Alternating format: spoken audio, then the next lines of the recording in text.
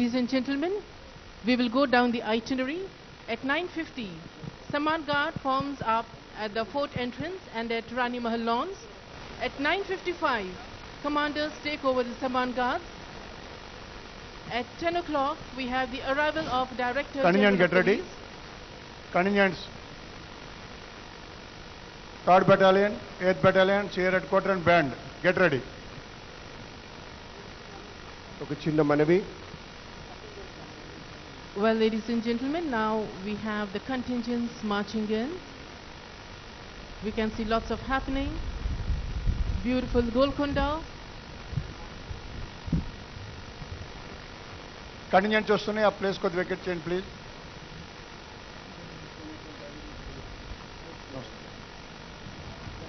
Well, చాలా సంతోషం.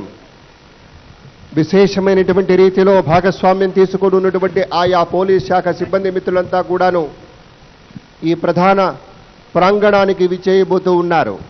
మనం ఆ ధ్వనిని వినవచ్చు. CR headquarters, 3rd battalion DSSP Ibrahimpatnam, 8th battalion DSSP Kondapur వారు, 3 బృందాల వారు, ఒక్కొక్కరు 30 మంది యోధులు అందరూ కూడాను భాగస్వామ్యం తీసుకుంటూ బ్యాండ్ సిబ్బందితో పాటుగా తరలి వస్తూ ఉన్నారు. ఇవాళ బ్యాండ్ సిబ్బంది అంటే 6th బెటాలియన్ డిఎస్ఎస్పి, అలాగే 13th battalion, 15th battalion, district ఎస్ఆర్సిపిఎల్ Hyderabad, CR head quarters Hyderabad, దాదాపు 100 మందికి పైగా కళాకారులు. వీళ్ళందరూ అటు బ్యాండ్ సిబ్బంది, ఇటు CR headquarters, 3rd battalion, 8th battalion వారు వచ్చేస్తూ ఉన్నారు. సమ్మాన్ గార్డ్ ఫ్లాగ్ హోస్టింగ్ సందర్భంలో డి నరేందర్ రెడ్డి గారు అసిస్టెంట్ కమాండెంట్ 4th బెటాలియన్ వారు భూమికను పోషిస్తారు. అలాగే అక్కడ కింద వివిఐపి సమ్మాన్ గార్డ్ కోసం గౌశాలాం ఐపీఎస్ సార్ అక్కడ బాధ్యతలు స్వీకరిస్తారు. అలాగే నోడల్ ఆఫీసర్గా పోలీస్ డిపార్ట్మెంట్ నుంచి Shrimati Abhilasha Bisht IPS garu, additional director general of police, వారికి స్వాగతం. Police liaison officer Shri P Muralikrishna, commandant 8th battalion DSSP, వారి యొక్క నేతృత్వంలో కార్యక్రమాన్ని నిర్వహించుకుంటూ వెళుతూ ఉన్నాం. జనరల్ అడ్మినిస్ట్రేషన్ సంబంధించి వి శేషాద్రి ఐఏఎస్ గారు, అలాగే బి సూర్యభాస్కర్ గారు, ఆయిషా నౌసరత్ గారు, అరవింద్ సింగ్, అలాగే శశిధర్ రెడ్డి గారు, అందరికీ కూడా స్వాగతం.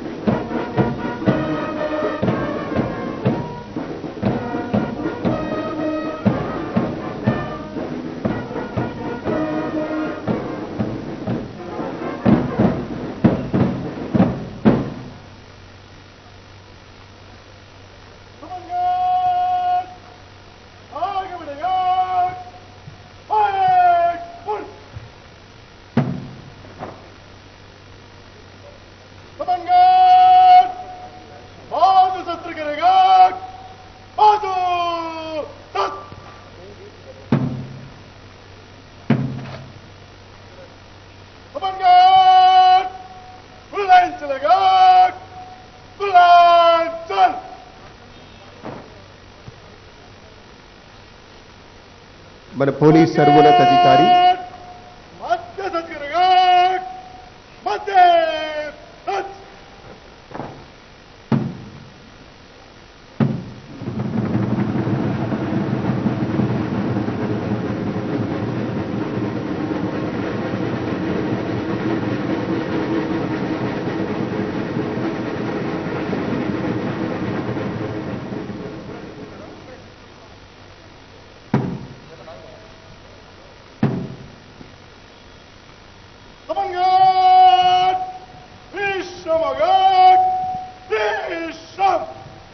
డీజీపీ సార్, మన పోలీస్ శాఖ సర్వోన్నత అధికారి విచ్చేశారు. వారికి హార్దిక స్వాగతం పలుకుతూ ఉన్నాం. మహేందర్ రెడ్డి గారికి మనందరి పక్షాన స్వాగతం. Our DGP sir, Shri M. Mahendra Reddy sir, IPS has arrived. Command guard! Order guard! Guard! One! Command guard! Fire secretary guard! Fire! Dust!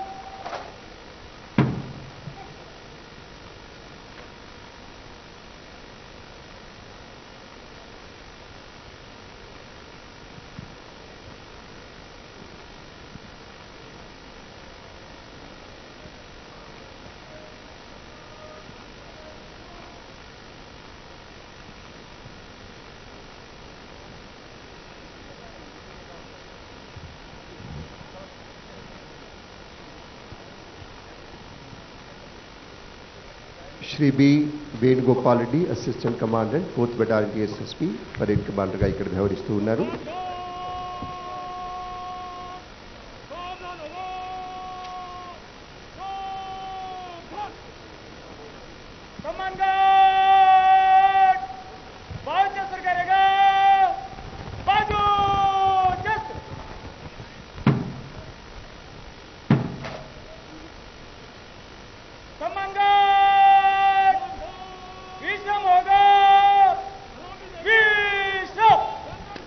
గౌరవ డీజీపీ సార్ శ్రీ మహేందర్ రెడ్డి గారు విచ్చేశారు. గౌరవ వందనాన్ని స్వీకరించిపోతూ ఉన్నారు.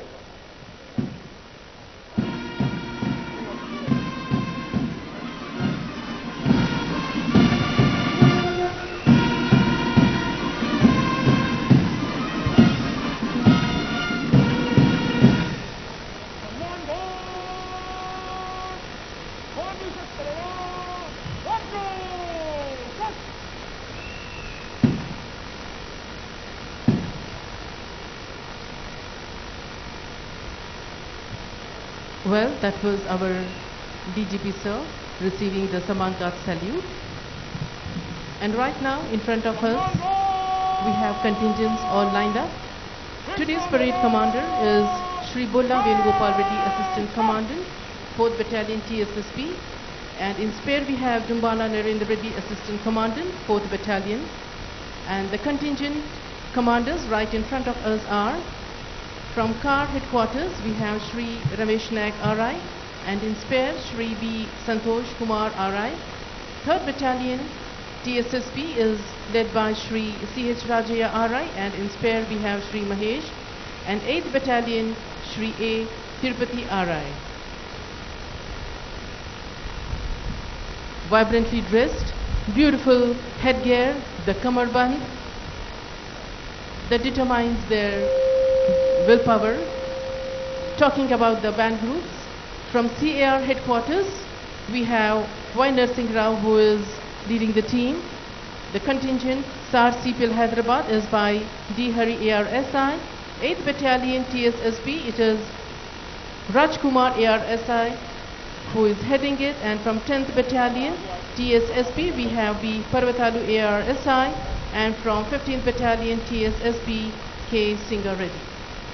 Waiting for the historic moment to unfold, beautiful bright sunshine with the flying dragons, and there waits our Tiranga, our national flag, to be unfurled by our Honorable Chief Guest Sir, Shri Kalvakuntla Chandrasekhar Rao Sir. ప్రధాన వేదికకు అభిముఖంగా నిలబడి ఉన్నటువంటి వారు CR headquarters, 3rd battalion, 8th battalion వారు, అలాగే band సిబ్బంది. ఇవాళ ఇక్కడ ప్రత్యేకంగా సమాన్ గార్డ్ ఎట్ ఫ్లాగ్ హాస్టింగ్కి గౌరవనీయులు బి వేణుగోపాల్ రెడ్డి గారు సంబంధిత అధికారిగా ఉన్నారు. 2008లో ఆర్ఎస్ఐగా సర్వీస్లోకి వచ్చారు. 2014లో ఆర్ఐగా పదోన్నతి పొందారు. తర్వాత అసిస్టెంట్ కమాండెంట్గా పదోన్నతులు పొందారు. 4th బెటాలియన్లో అసిస్టెంట్ కమాండెంట్గా సేవలు అందిస్తూ ఉన్నారు. తమ సర్వీసులకు గుర్తుగా అనేకమైనటువంటి పురస్కారాలు స్వీకరించారు శ్రీ వేణుగోపాల్ రెడ్డి. పోలీస్ సేవా పథకాలు, అలాగే 27 GSCలు, 24 క్యాష్ రివార్డ్స్, 24 కమెండేషన్స్, ఇలా అనేకమైనటువంటి రీతిలో 2020లో టీఎస్ పోలీస్ సేవా పథకాన్ని కూడా అందుకున్నారు బి వేణుగోపాల్ రెడ్డి. ప్రస్తుతం ఇక్కడ పరేడ్ కమాండర్గా వ్యవహరిస్తున్నారు. సమాన్ guard at flag hoisting Shri B Venugopal Reddy. అలాగే ప్రత్యేకించి ఆయా బృంద సభ్యులుగా చూసినప్పుడు మనకి వేదికకు అభిముఖంగా ఎడమ నుంచి కుడికి చూస్తే 3rd బెటాలియన్ వారు ఉన్నారు. అలాగే మధ్యలో ఉన్నది 8th బెటాలియన్, ఆ తర్వాత సిఆర్ హెడ్ క్వార్టర్స్. ఆయా బృందాలకి నేతృత్వం వహిస్తున్న వారు Shri CH Rajaiah and Shri Tirupati, Shri B Santosh Kumar. వీరందరికీ కూడాను స్వాగతమని మాట తీసుకుంటూ మాట ఇస్తూ, కింద ప్రత్యేకించి వివిఐపి సమ్మాన్ ఘాట్ దగ్గర గౌస్ సలాం ఐపీఎస్ గారు, వారు అసిస్టెంట్ సూపరింటెండెంట్ ఆఫ్ పోలీస్ ఏటూరు నాగారం, వారు బాధ్యతలు నిర్వహిస్తూ ఉన్నారు. అక్కడ ముఖ్యమంత్రి గారు విచ్చేసిన తర్వాత కూడాను అక్కడ గౌరవవందనాలు స్వీకరించి ఇక్కడికి విచ్చేయడం జరుగుతుంది. ఆ మధ్య సమయంలో సాంస్కృతిక బృందాలు తమ ప్రదర్శన ఇవ్వడం జరుగుతుందనేటువంటి మాటను మీతో పంచుకుంటూ, 1986 బ్యాచ్కి చెందినటువంటి ఐపీఎస్ అధికారిగా మన డీజీపీ సార్ ఎం మహేందర్ రెడ్డి గారు మనందరికీ కూడాను ఎంతో ఆదరణీయులు. విశేషమైనటువంటి అనుభవంతో మన పోలీస్ శాఖ సంక్షేమం కోరి మాన్య హోంశాఖ అమాత్యవర్యుల యొక్క నేతృత్వంలో అద్భుతమైనటువంటి సేవలు అందిస్తూ ఉన్నారు.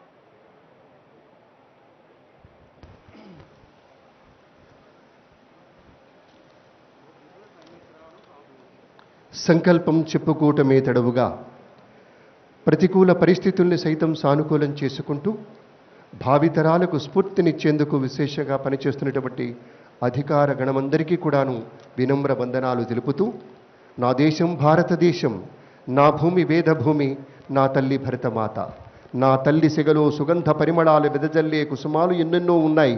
ఎన్నో యుగాల చరిత్ర ఉంది, సంస్కృతి ఉంది. అటువంటి సంస్కృతికి ఒక చరిత్రకు ప్రతిబింబంగా ఉండేటువంటి రీతిలో ఇవాళ గోల్కొండ కోటలో సంప్రదాయబద్ధంగా మనం కార్యక్రమాన్ని చేసుకుంటున్నామంటే సగర్వంగా చేసుకుంటున్నాం. విశేషించినటువంటి గౌరవంతో గర్వంతో చేసుకుంటున్నాం. మనం కలిసి ఉందాం, మనుగడలో సుఖపడదాం, మనసులన్నీ ముడిపెడదాం, మానవతకు గుడికడదాం అనేటువంటి రీతిలో భారతీయ త్రివర్ణ పతాకం సాక్షిగా వీరోచితమైనటువంటి గతాన్ని అది గుర్తు చేస్తుంది. కాబట్టి ఆ రీతిలో ఉండేటువంటి ఒక ప్రత్యేకమైనటువంటి సొగసుతోటి మనమంతా ఇక్కడ కోరుకున్న గమ్యాల్ని ఎంత సుందరంగా చేరుకుంటామో ఒక్కొక్క అడుగును గమనంగా మార్చుకుంటూ ముందుకు వెళతాం. అటువంటి రీతిలోనే పదండి ముందుకు, పదండి తోసుకు, కదం తొక్కుతూ కదలండి, స్వరాజ్యమే మన జన్మ హక్కని, సమస్త జగతిని చాటండి అనేటువంటి మాటను మీతో పంచుకుంటూ, గౌరవనీయులు మన రాష్ట్ర ప్రభుత్వ చీఫ్ సెక్రటరీ వర్యులు, సీనియర్ ఐఏఎస్ అధికారి, పరిపాలనా దక్షతకు మారుపేరైన శ్రీ సోమేష్ కుమార్ ఐఏఎస్ గారు విచ్చేశారు. వారికి స్వాగతం. A hearty welcome to Sri Somesh Kumar IAS, Chief Secretary to the Government.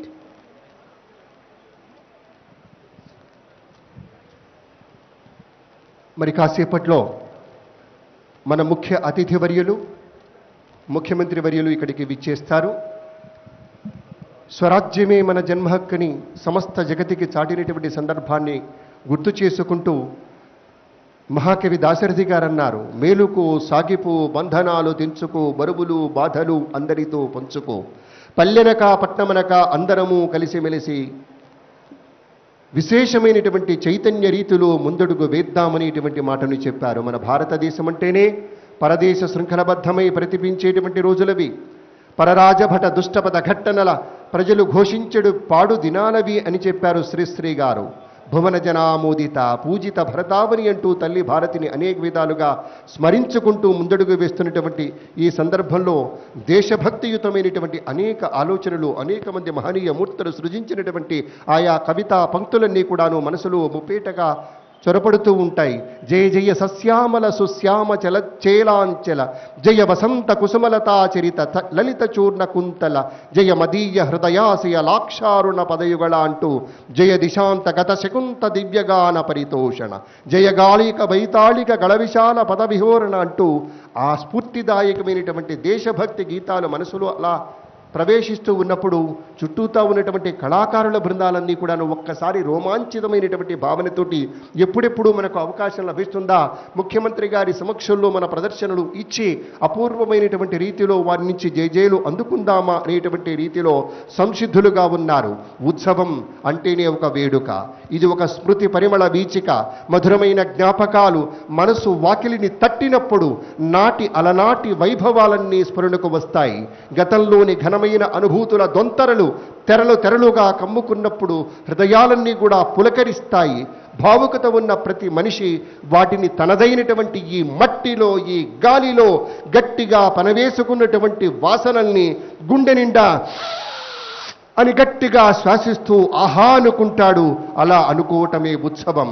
ఆ జ్ఞాపకాలని తవ్వి తలకెత్తుకొని ఉప్పొంగిన హృదయంతో బోర విరుచుకొని జబ్బతరుచుకొని అది పాడుకోవటమే వేడుక. కాబట్టి అటువంటి వేడుకలో 75వ స్వాతంత్ర్య దినోత్సవ సంబరాల్ని మనం జరుపుకుంటున్న వేళ, స్వాతంత్ర్యం వచ్చాక 75వ వసంతంలోకి అడుగు పెడుతున్నటువంటి సందర్భంలో మన నేతల యొక్క అసమాన సాహసోపేతమైన త్యాగాలకు, స్వాతంత్రం సిద్ధించిన తర్వాత ప్రజల కలల్ని సాకారం చేసేందుకు చేసిన కృషిని కూడా మననం చేసుకుంటూ స్ఫూర్తిదాయకమైనటువంటి రీతిలో ముందడుగు వేస్తూ ఉన్నామనేటువంటి మాటను కూడా మీతో పంచుకుంటూ, ముత్యపు చిప్పలో పడ్డ వానుచరికే ముత్యమవుతుంది, వెదురు కర్రలో దొరిన వాయువే వేణువుతుంది, సుక్షేత్రంలో పడిన బీజమే సుఫలాలను అందిస్తుంది అంటారు. అలాంటి రీతిలో మన తెలంగాణ రాష్ట్రం 29వ రాష్ట్రంగా ఆవిర్భవించిన తర్వాత సత్య మహాసౌధానికి లెక్కలేరన్ని తలుపులు, తట్టిన వారందరికీ స్వాగతాల పిలుపులు అనేటువంటి రీతిలో ముఖ్యమంత్రి వర్యులు వర్తమాన తరాన్ని గుబాళింపచేసేటువంటి రీతిలో అనేక పథకాలని సృజన చేస్తూ ప్రతికూల పరిస్థితుల్ని సైతం సానుకూలం చేసుకుంటూ ప్రత్యర్థులకు గట్టి పోటీనిస్తూ సాధించినటువంటి విజయాలు భావితరాలకు స్ఫూర్తినిస్తాయి. అది మన ముఖ్యమంత్రి గారి శైలి. సంకల్పం చెప్పుకుంది మొదలు మరుక్షణం అవిశ్రాంతం లేకుండా స్వశక్తిని అంచనా వేసుకుంటూ సాధ్యాసాధ్యాల్ని బేరీజు వేసుకుంటూ శిఖరాగ్రానికి సోపాన పంక్తిని నిర్మించడం అంటే ఆషామాషి కాదు. అటువంటి ధీరుడు యోధుడు అయినటువంటి ఒక స్ఫూర్తిదాత మన ముఖ్యమంత్రి వర్యులు శ్రీ కె చంద్రశేఖరరావు గారికే అది సాధ్యమనేటువంటి మాట ఎన్నో దృష్టాంతాలు, ఎన్నో ఉదాహరణలు మనం ప్రత్యక్షంగా చూస్తూ ఉన్నాం. ప్రతి ఒక్క స్కీమ్ని, ప్రతి ఒక్క పథకాన్ని తన మనసులో మెదిలింది మొదలు దాన్ని అందంగా అమలుపరచడం కోసం, ఈ ప్రజల సంక్షేమం కోసం ఒక సౌహార్ద్రపూరితమైనటువంటి భావనతోటి అందరి సంక్షేమం ఉండాలి, అన్ని వర్గాలు బాగుండాలి, ప్రజలంతా సుభిక్షంగా ఉండాలి, రాష్ట్రమంతా సుభిక్షంగా ఉండాలని ప్రతి నిత్యం కలలు కనేటువంటి ఒక తపస్సు, ఆ తపస్సుతోటి పనిచేస్తున్నటువంటి ముఖ్యమంత్రి వర్యులు ప్రతి క్షణం కూడా ఇది ఉద్యోగ బాధ్యతనో మరోదో కాదు, ఇది సేవ.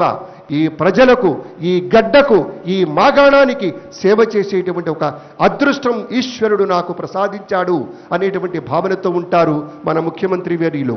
ఆచరణలో శ్రద్ధాసక్తులతోటి వ్యవహరించడం అనేది అంత మామూలు విషయం కాదు. సదాలోచనల సుక్షేత్రంగా తన రంగస్థలిని మార్చుకోవటం అనేది మామూలు మాట కాదు. అటువంటి ధీరుడు, అటువంటి స్ఫూర్తిదాత మన ముఖ్యమంత్రి వర్యులు తమ యొక్క ప్రతి ఆలోచన కూడా నిర్మాణాత్మకమైనటువంటి రీతిలో ఒక చక్కటి భావజాలంతో, సృజనశీలతతోటి సాధారణ యోచన నుంచి అసాధారణ విజయాలు అందుకునే దిశగా ఉంటుంది. అది మన ప్రత్యేకత అని మీకు మనవి చేసుకుంటున్నాం. चीफ सेक्रेटरी जनाब सोमेश कुमार साहब की आमद पर रानी महल लॉन में इस्तकबाल है. In a short while from now, we are expecting the arrival of our Honorable Chief Minister, Telangana, Shri K. Chandrasekhar Rao sir, and he will be received at the Golconda Fort entrance by Shri Somesh Kumar IAS, Chief Secretary to the Government, and Shri M. Mahendra Reddy IPS, Director General of Police. The Honorable Chief Minister will be introduced to the officers. The officers who are being introduced are Shri V. Sheshadri, IAS, Principal Secretary to Government, Political, IC, General Administration Department, Telangana Secretariat,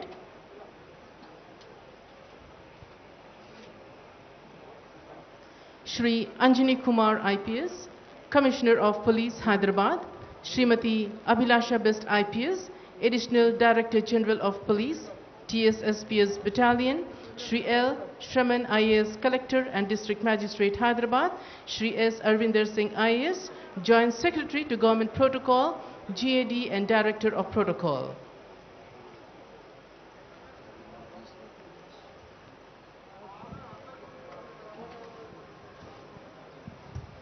Well, the contingents. The parade commander of the Samman Guard for VVIP is Shri Gaus Alam IPS. And the contingent commanders are Shri Rajesham Thota RI, 1st Battalion Yusufgura TSSP, and Shri Macha Srinivas Rao, Assistant Commandant, 12th Battalion TSSP. And right now in front of us, that is the flag hosting area, the parade commander is Shri Bolla Venugopal Reddy, Assistant Commandant, 4th Battalion TSSP, and Shri Dumbala Narendra Reddy, Assistant Commandant, 4th Battalion TSSP Spare. And the contingent commandants are Shri Ramesh Naik RI, CAR Headquarters, and in Spare we have Shri Santosh Kumar RI. From 3rd Battalion TSSP we have Shri CH Rajaya RI, and Spare we have Shri Mahesh, and 8th Battalion is being led by Shri A. Tirupati RI.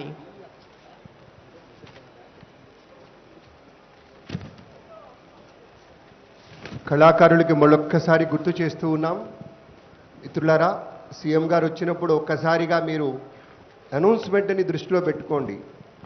ఎప్పుడు ప్రారంభించాలో చెప్పినప్పుడే ప్రారంభించండి. నియమిత సమయంలో చక్కగా మీ ప్రదర్శన ఇవ్వండి. సమయం ఆపమన్నప్పుడు మీకు ఆ శబ్దం వినపడకపోతే కింద పోలీస్ ఆఫీసర్స్ ఉన్నారు, మీ పక్కన కూడా ఉన్నారు, రెడ్ ఫ్లాగ్ చూపుతారు. అప్పుడు ఆపేయాలి. నిశ్శబ్దంగా ఉండాలి, సైలెంట్గా ఉండాలి.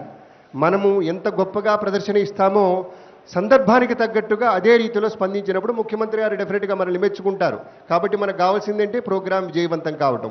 దృష్టిలో ఉంచుకోండి. Thank you very much. మనకి ఇవాల్టి ఈ కార్యక్రమంలో ఆదరణీయులు జనరల్ అడ్మినిస్ట్రేషన్ అండ్ ప్రోటోకాల్కి సంబంధించి, పొలిటికల్కి సంబంధించి వికాస్ రాజ్ ఐఏఎస్ గారు మన మధ్య ఉన్నారు. ప్రిన్సిపల్ సెక్రటరీ టు గవర్నమెంట్, వారికి కూడా స్వాగతం. అలాగే సివిల్ లైజన్ ఆఫీసర్స్గా Shri B Suryabhaskar garu, assistant secretary to government, Shrimati Ayesha Nusrat, section officer. అలాగే ప్రోటోకాల్ డిపార్ట్మెంట్ నుంచి Shri Arvinder Singh IAS garu, joint secretary to government, GAD and director of protocol. Shri Shashidhar Reddy, additional director garu ఉన్నారు. వారికి కూడాను స్వాగతం చెప్తూ ఉన్నాం. Today's nodal officer, Police Department, is Srimati Abhilasha Best Ma'am IPS, Additional Director General.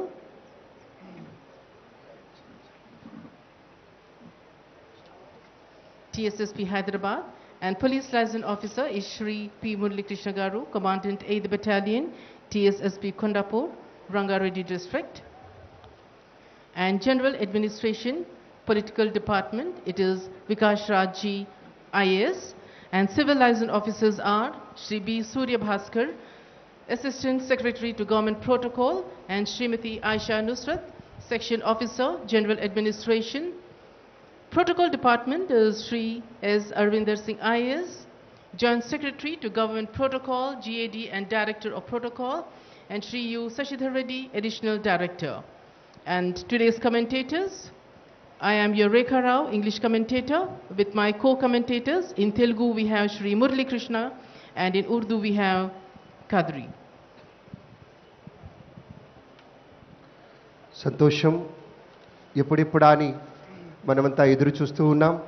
మరి కొంచెం సేపట్లోనే ముఖ్యమంత్రి గారు విచ్చేయబోతూ ఉన్నారు.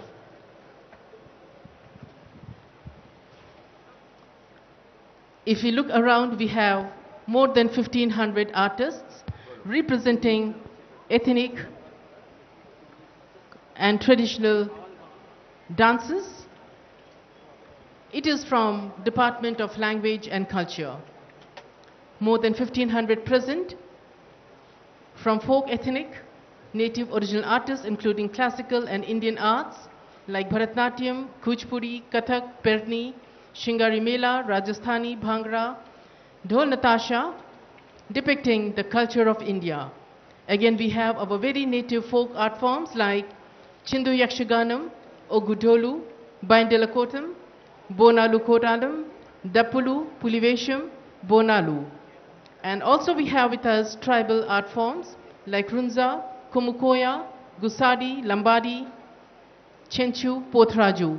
Beautiful costume, eagerly waiting for the arrival of our architect of Telangana, our Honorable Chief Minister, sir. ఇది మన సంస్కృతి, ఇది మన ఆచారం, ఇది మన పద్ధతి, ఇది మన తీరు. ఆ రీతిలో మన సంస్కృతిని ప్రతిబింబిస్తూ యావత్ తెలంగాణ రాష్ట్రంలో ఉండేటువంటి కళారూపాలన్నీ కూడాను ఇవాల్టి ఈ కార్యక్రమంలో భాగస్వామ్యం తీసుకుంటున్నాయి. ఇంతకు ముందునే భాషా సాంస్కృతిక శాఖ డైరెక్టర్ హరికృష్ణ గారు అంటున్నారు, మన హైదరాబాద్ మహానగరం అంటే భిన్న సంస్కృతులకి ఒక సంగమ స్థలిగా ఉంటుంది. అటు ఉత్తర భారతాలకి ఇటు దక్షిణ భారతానికి ఒక సంగమ స్థలిగా ఉంటుంది. కాబట్టి ఆయా ప్రాంతాల నుంచి కూడా కళాకారుల్ని మనం ఇందులో భాగస్వామ్యం చేశాం. అటు పంజాబీ కళాకారులు కావచ్చు, అలాగే భాంగ్రా వారు, అందరూ ఒడిస్సా వారు ఉన్నారు. చాలా కళారూపాలు ఉన్నాయి. వారందరి ప్రదర్శన కూడాను ఒక చక్కటి శోభను ఇవ్వబోతుంది అనేటువంటి మాటను కూడా మీతో పంచుకుంటూ, మన మానవతకు ప్రతిరూపమై, భావితరాలకు జీవమై, చైతన్యానికి సంకేతమై, ఆదర్శాలకు అంకితమై, ప్రతిభకు ప్రతీకయై, ధరిత్రిపై జీవితం పవిత్రంగా సాగిపోవాలి అనేటువంటి రీతిలో ముఖ్యమంత్రి వర్యులు శ్రీ కె చంద్రశేఖరరావు గారు మన యొక్క జీవన సరళిని, మన యొక్క మానవత అంతర్వాహినిని దృష్టిలో ఉంచుకొని ఎటువంటి కల్మషం లేని, కాలుష్యం లేని కొత్త సమాజాన్ని పునర్నిర్మించేటువంటి దిశలో ఒక దండలో దారంలాగా ఎంత అందంగా ఒదిగిపోవాలో ఆ రీతిలో ప్రగతి పథంలో మన తెలంగాణ ప్రతి రాష్ట్రానికి కూడా ఆదర్శంగా నిలవాలి అనేటువంటి ఒక భావనతోటి అనేక పథకాలకు సృజన చేసి అమలు చేస్తూ ముందడుగు వేస్తున్నటువంటి సందర్భంలో మనందరికీ తెలుసు పెద్దలారా, రేపే ముఖ్యమంత్రి గారి యొక్క సువర్ణ హస్తాల నుంచి దళిత బంధు స్కీమ్ ప్రారంభం కాబోతూ ఉంది. ఎంపికైనటువంటి షెడ్యూల్డ్ కులాల కుటుంబాలకు ఒక్కొక్క నిరుపేద కుటుంబానికి నేరుగా 10 లక్షల రూపాయలు ఇచ్చేటువంటి ఒక అద్భుతమైన స్కీమ్. యావత్ భారతమంతా కూడాను ఈ స్కీమ్ని గురించి విన్న తర్వాత, ఈ పథకం గురించి విన్న తర్వాత ఔరా ఇటువంటి ఆలోచన మనకు రాలేదే అనేటువంటి రీతిలో ఆశ్చర్యపోతూ ఉన్నారు. పేద దళిత కుటుంబాలను ఆర్థిక సామాజిక వివక్షల నుంచి విముక్తులని చేసేటువంటి ఒక పథకంగా దళిత బంధు యావత్ దేశానికి ఆదర్శవంతంగా రాబోతోంది. రేపే మనకి హుజురాబాద్ నియోజకవర్గంలో ప్రారంభించబోతూ ఉన్నారు ముఖ్యమంత్రి వర్యులు అనేటువంటి మాటను మీతో పంచుకుంటూ, ప్రతి క్షణం కూడా సమాజంలో సామాజిక, విద్యా, ఆర్థిక వెనుకబాటుతనం వల్ల బాధపడుతున్న వారు ఎవరైతే ఉన్నారో వారికి లబ్ధి చేకూర్చేటువంటి రీతి ఏముంటుంది అనేటువంటి భావన చేస్తూ ఉంటారు. అందుకే ఇన్ని విజయాలు. ख़वातीन व हज़रात, कुछ ही लम्हात में वज़ीर आला आली जनाब हरदिल अजीज़ के चंद्रशेखर राव साहब तशरीफ़ ला चुके हैं.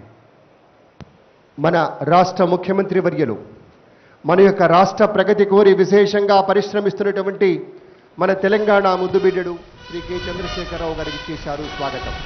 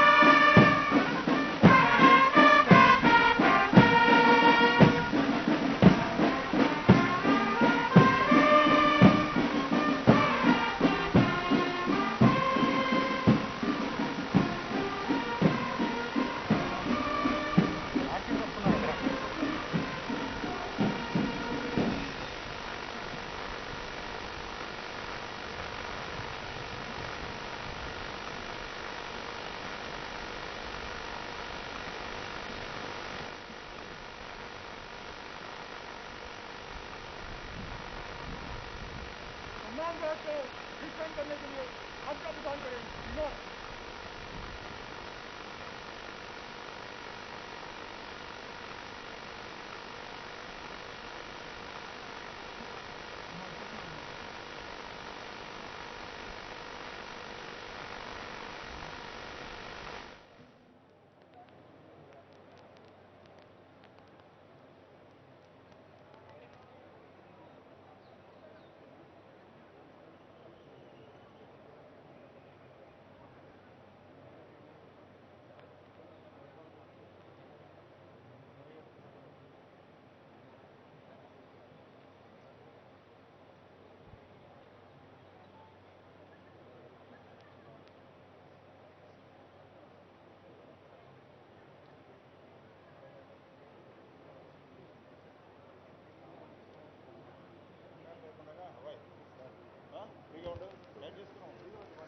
అద్భుతం, పరమాద్భుతమైనటువంటి రీతిలో మన తెలంగాణ సంస్కృతిని ప్రతిబింబించే కళారూపాల ప్రదర్శనను ప్రారంభించండి.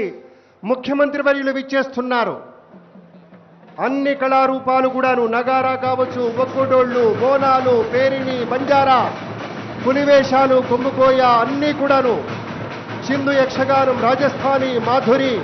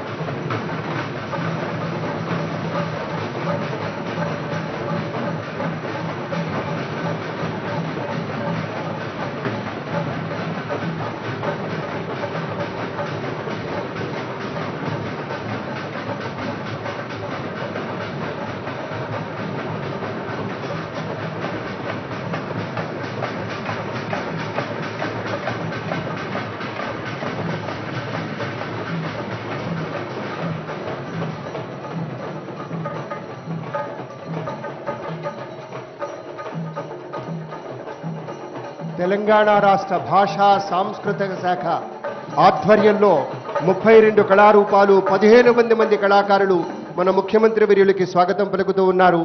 భాషా సాంస్కృతిక శాఖ పక్షాన వీరందరికీ ధన్యవాదాలు.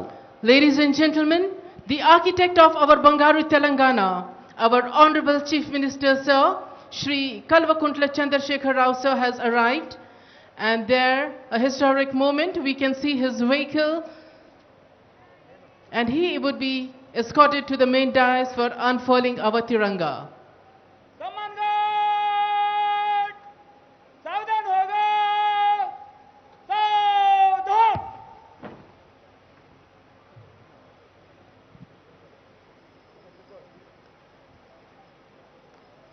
The august gathering is requested to arise for the unfurling of the flag and for the national anthem, which will be in a short while from now.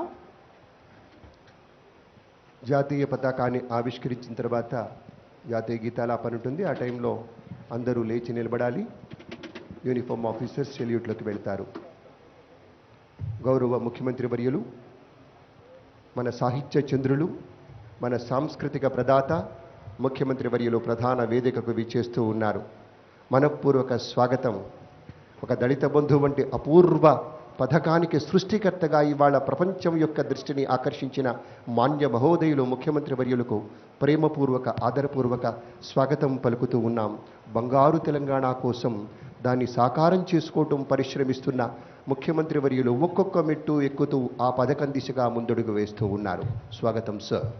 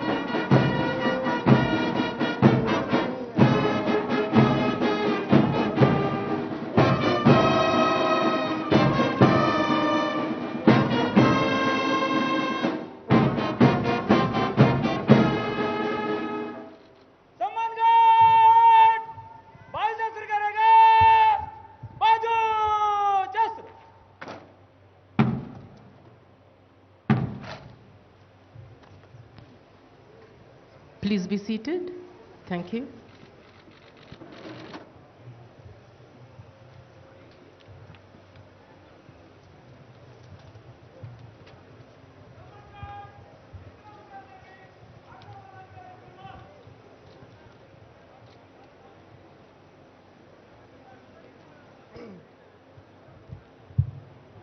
Samman guard parade కమాండర్గా వ్యవహరిస్తున్న శ్రీ వేణుగోపాల్ రెడ్డి ముఖ్యమంత్రి గారి యొక్క అనుమతి తీసుకుని తిరిగి తమ స్థానానికి చేరుకుంటున్నారు. పరేడ్ నిష్క్రమింపజేసేందుకు కోసం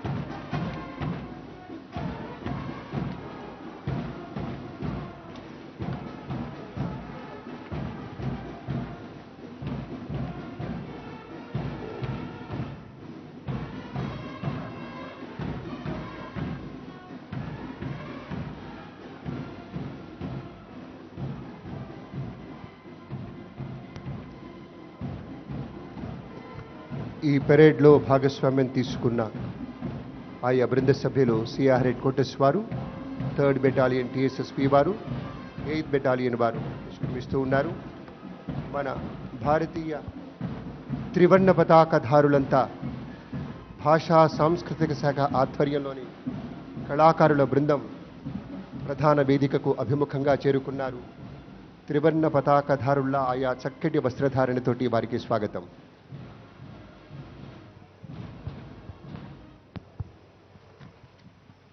Now we have address by our Honorable Chief Minister Sir, Shri K.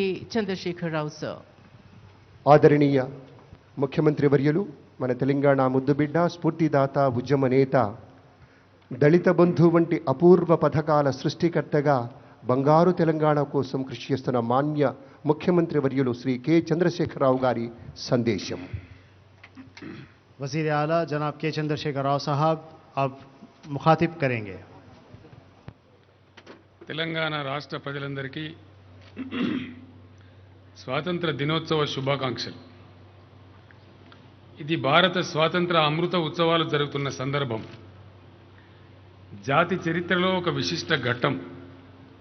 ఈ సందర్భంగా దేశ స్వాతంత్ర సాధన కోసం జరిగిన పోరాటంలోని ఉజ్వల ఘట్టాలను, స్వాతంత్ర సమరవీరుల మహోన్నత త్యాగాలను యావత్ భారత జాతి సగర్వంగా స్మరించుకుంటున్నది. దేశ విముక్తి కోసం తృణప్రాయంగా తమ ప్రాణాలను త్యాగం చేసిన మహనీయులందరికీ వినమ్రంగా నివాళులర్పిస్తున్నాను. ఈ సందర్భంగా 75 ఏళ్ల స్వతంత్ర భారతదేశ ప్రస్థానంలోని వెలుగు నీడలన్నింటినీ కూడా మనందరం వివేచించుకోవాలి.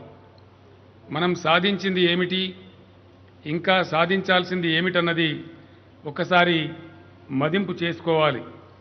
ఒకవైపున దేశం అనేక రంగాలలో కొంతమేరకు పురోగతిని సాధించింది.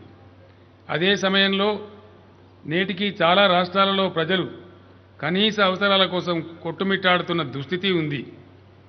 స్వాతంత్రం వచ్చనని సభలే చేసి సంబరపడగానే సరిపోదోయి, సాధించిన దానికే సంతృప్తిని చెంది అజే విజయం అనుకుంటే పొరపాటోయి అని మహాకవి శ్రీశ్రీ రాసిన పాటను ఇప్పటికీ మనం అన్వయించుకోవాల్సిన అవసరం ఉంది. మరింత నిబద్ధత, నిజాయితీ, సామరస్యం, సమభావం నిండిన దృక్పథంతో దేశ భవిష్యత్ నిర్మాణానికి భారత ప్రజలు పునరంకితం కావాలని నేను కోరుతున్నాను. మహాత్మా గాంధీ నాయకత్వంలో అహింసా మార్గంలో సాగిన జాతీయోద్యమమే ఆదర్శంగా తెలంగాణ రాష్ట్ర సాధన కోసం పోరాడి మనం విజయం సాధించాం. స్వరాష్ట్రం సాధించుకున్న నాటి నుండి ప్రజా సమస్యల పరిష్కారమే కేంద్రంగా, రాష్ట్ర సమగ్ర అభివృద్ధే లక్ష్యంగా ప్రణాళికాబద్ధంగా తెలంగాణ ప్రభుత్వం ముందుకు సాగుతున్నది. అన్ని రంగాల అభివృద్ధి, అన్ని వర్గాల సంక్షేమం కోసం ప్రణాళికలు రూపొందించుకొని అమలు చేస్తున్నది. రాష్ట్రాన్ని ప్రగతి పథంలో నడిపించే మార్గంలో ఎన్నో అవరోధాలు, సమస్యలు, సవాళ్లు, మరెన్నో ప్రతికూల పరిస్థితులు ఎదురైనా రాష్ట్ర ప్రజల ఆశీర్వాద బలంతో వాటన్నిటినీ అధిగమించి పురోగమించగలుగుతున్నది. ప్రతి రంగంలో తెలంగాణ రాష్ట్రం ఏర్పడే నాటికి ఉన్న పరిస్థితులకు నేటి స్థితిగతులకు అసలు పోలికే లేదన్నది జగమెరిగిన సత్యం. అన్ని రంగాలలో గుణాత్మకమైన, గణనీయమైన అభివృద్ధిని ఆవిష్కరించుకోగలిగాం. వాస్తవం కళ్ళ ముందే కనపడుతోంది. ప్రగతి ఫలాలు ప్రజల అనుభవంలో ఉన్నాయి. విద్యుత్ సమస్య, తాగునీటి సమస్య, సాగునీటి సమస్యలను శాశ్వతంగా పరిష్కరించుకోవడమే కాదు, ఈ రంగాలలో నేడు తెలంగాణ రాష్ట్రం దేశానికే ఆదర్శంగా నిలిచింది. దీర్ఘదృష్టితో రూపొందించిన ప్రణాళికతో, పటిష్టమైన ఆర్థిక క్రమశిక్షణతో పరిపాలన సాగించడం వల్ల తెలంగాణ 7 సంవత్సరాల స్వల్ప వ్యవధిలో స్థిరమైన ఆర్థికాభివృద్ధితో సుసంపన్న రాష్ట్రంగా అవతరించింది. 2013-14 తెలంగాణ ఏర్పడిన నాడు రాష్ట్ర స్థూల ఉత్పత్తి 4,51,580 కోట్ల రూపాయలు. ఆర్థిక వ్యవస్థ ఎదుగుదలకు తీవ్ర అవరోధాలను కరోనా సృష్టించినప్పటికీ 2021 ఆర్థిక సంవత్సరంలో మన రాష్ట్ర స్థూల ఉత్పత్తి 9,80,407 కోట్ల రూపాయలుగా నమోదైంది.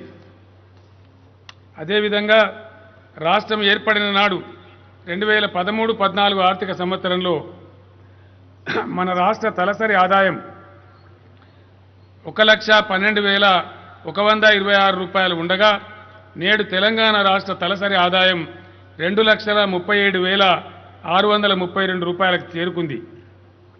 నేడు మన దేశ తలసరి ఆదాయం 1,28,829 రూపాయలుగా నమోదైంది. దేశ తలసరి ఆదాయం కంటే తెలంగాణ రాష్ట్ర తలసరి ఆదాయం రెట్టింపు స్థాయిలో ఉండడం గమనార్హం. తెలంగాణ ప్రభుత్వం వెల్లడించిన గణాంకాల ప్రకారం దేశంలో 10కి మించి పార్లమెంటు స్థానాలున్న పెద్ద రాష్ట్రాలతో పోలిస్తే తలసరి ఆదాయంలో మన రాష్ట్రం దేశంలోనే ప్రథమ స్థానంలో నిలిచిందని చెప్పడానికి నేను గర్విస్తా ఉన్నాను. కరెంటు కష్టాలకు చరమగీతి పాడిన రాష్ట్రంగా తెలంగాణ చరిత్రకెక్కింది. టీఆర్ఎస్ ప్రభుత్వం విద్యుత్ వ్యవస్థను అంతగా బలోపేతం చేసింది. నేడు దేశంలో 24 గంటలు అన్ని రంగాలకు నిరంతరాయంగా మేలైన విద్యుత్ సరఫరా చేస్తున్నటువంటి, రైతులందరికీ ఉచితంగా విద్యుత్తును అందిస్తున్నటువంటి ఏకైక రాష్ట్రం మన తెలంగాణ రాష్ట్రం మాత్రమే. తెలంగాణ ఏర్పడిన నాడు మన రాష్ట్రం కలిగి ఉన్న స్థాపిత విద్యుత్ సామర్థ్యం 7,788 మెగావాట్స్ మాత్రమే. తెలంగాణ ప్రభుత్వం చేసిన అపూర్వ కృషి ఫలితంగా నేడు మన రాష్ట్రం కలిగి ఉన్న స్థాపిత విద్యుత్ సామర్థ్యం 16,425 మెగావాట్లకు పెరిగింది. తెలంగాణ ఏర్పడినప్పుడు ప్రభుత్వ పరిధిలో కేవలం 71 మెగావాట్ల సోలార్ విద్యుత్ మాత్రమే ఉత్పత్తి అయ్యేది. ప్రస్తుతం మన రాష్ట్రం 4,000 మెగావాట్ల సోలార్ విద్యుత్ ఉత్పత్తి సామర్థ్యం కలిగి ఉంది. సోలార్ విద్యుత్ ఉత్పత్తిలో మన తెలంగాణ దేశంలో 2వ స్థానంలో ఉందని సగర్వంగా తెలియజేస్తున్నాను. తెలంగాణ రాష్ట్ర అవతరణ జరిగిన తొలినాళ్లలో రాష్ట్ర తలసరి విద్యుత్ వినియోగం 1,356 యూనిట్లు ఉండేది. విద్యుత్ రంగంలో వచ్చిన అసాధారణ అభివృద్ధి వల్ల రాష్ట్ర తలసరి విద్యుత్ వినియోగం ప్రస్తుతం 2,012 యూనిట్లకు పెరిగింది. జాతీయ తలసరి విద్యుత్ వినియోగంతో పోలిస్తే మన రాష్ట్ర తలసరి విద్యుత్ వినియోగం 73% అధికంగా ఉంది. తలసరి విద్యుత్ వినియోగంలో దేశంలోని పెద్ద రాష్ట్రాల్లో తెలంగాణ మొట్టమొదటి స్థానంలో నిలిచిందని సవినయంగా మనవి చేస్తూ ఉన్నాను. మన నల్లగొండ జిల్లాలో 4,000 మెగావాట్ల ఉత్పత్తి సామర్థ్యంలో నిర్మాణమవుతున్న యాదాద్రి థర్మల్ పవర్ ప్లాంట్ ప్రభుత్వ రంగంలో నిర్మిస్తున్న మొట్టమొదటి అతిపెద్ద ultra mega thermal power plant. ఈ ప్లాంట్ అందుబాటులోకి రాగానే తెలంగాణ మిగులు విద్యుత్ కలిగిన రాష్ట్రంగా అవతరిస్తుందని తెలియజేసేందుకు నాకు చాలా సంతోషంగా ఉంది. మిషన్ భగీరథ పథకంతో ఇంటింటికి నల్లాల ద్వారా స్వచ్ఛమైన తాగునీరు అందిస్తున్న ఒకే ఒక రాష్ట్రం మన తెలంగాణ రాష్ట్రం. ఇట్లా చెప్పుకుంటూ పోతే అనేక రంగాలలో అనేక విషయాలలో మన రాష్ట్రం దేశంలోని ఇతర రాష్ట్రాల కంటే మిన్నగా నిలిచింది.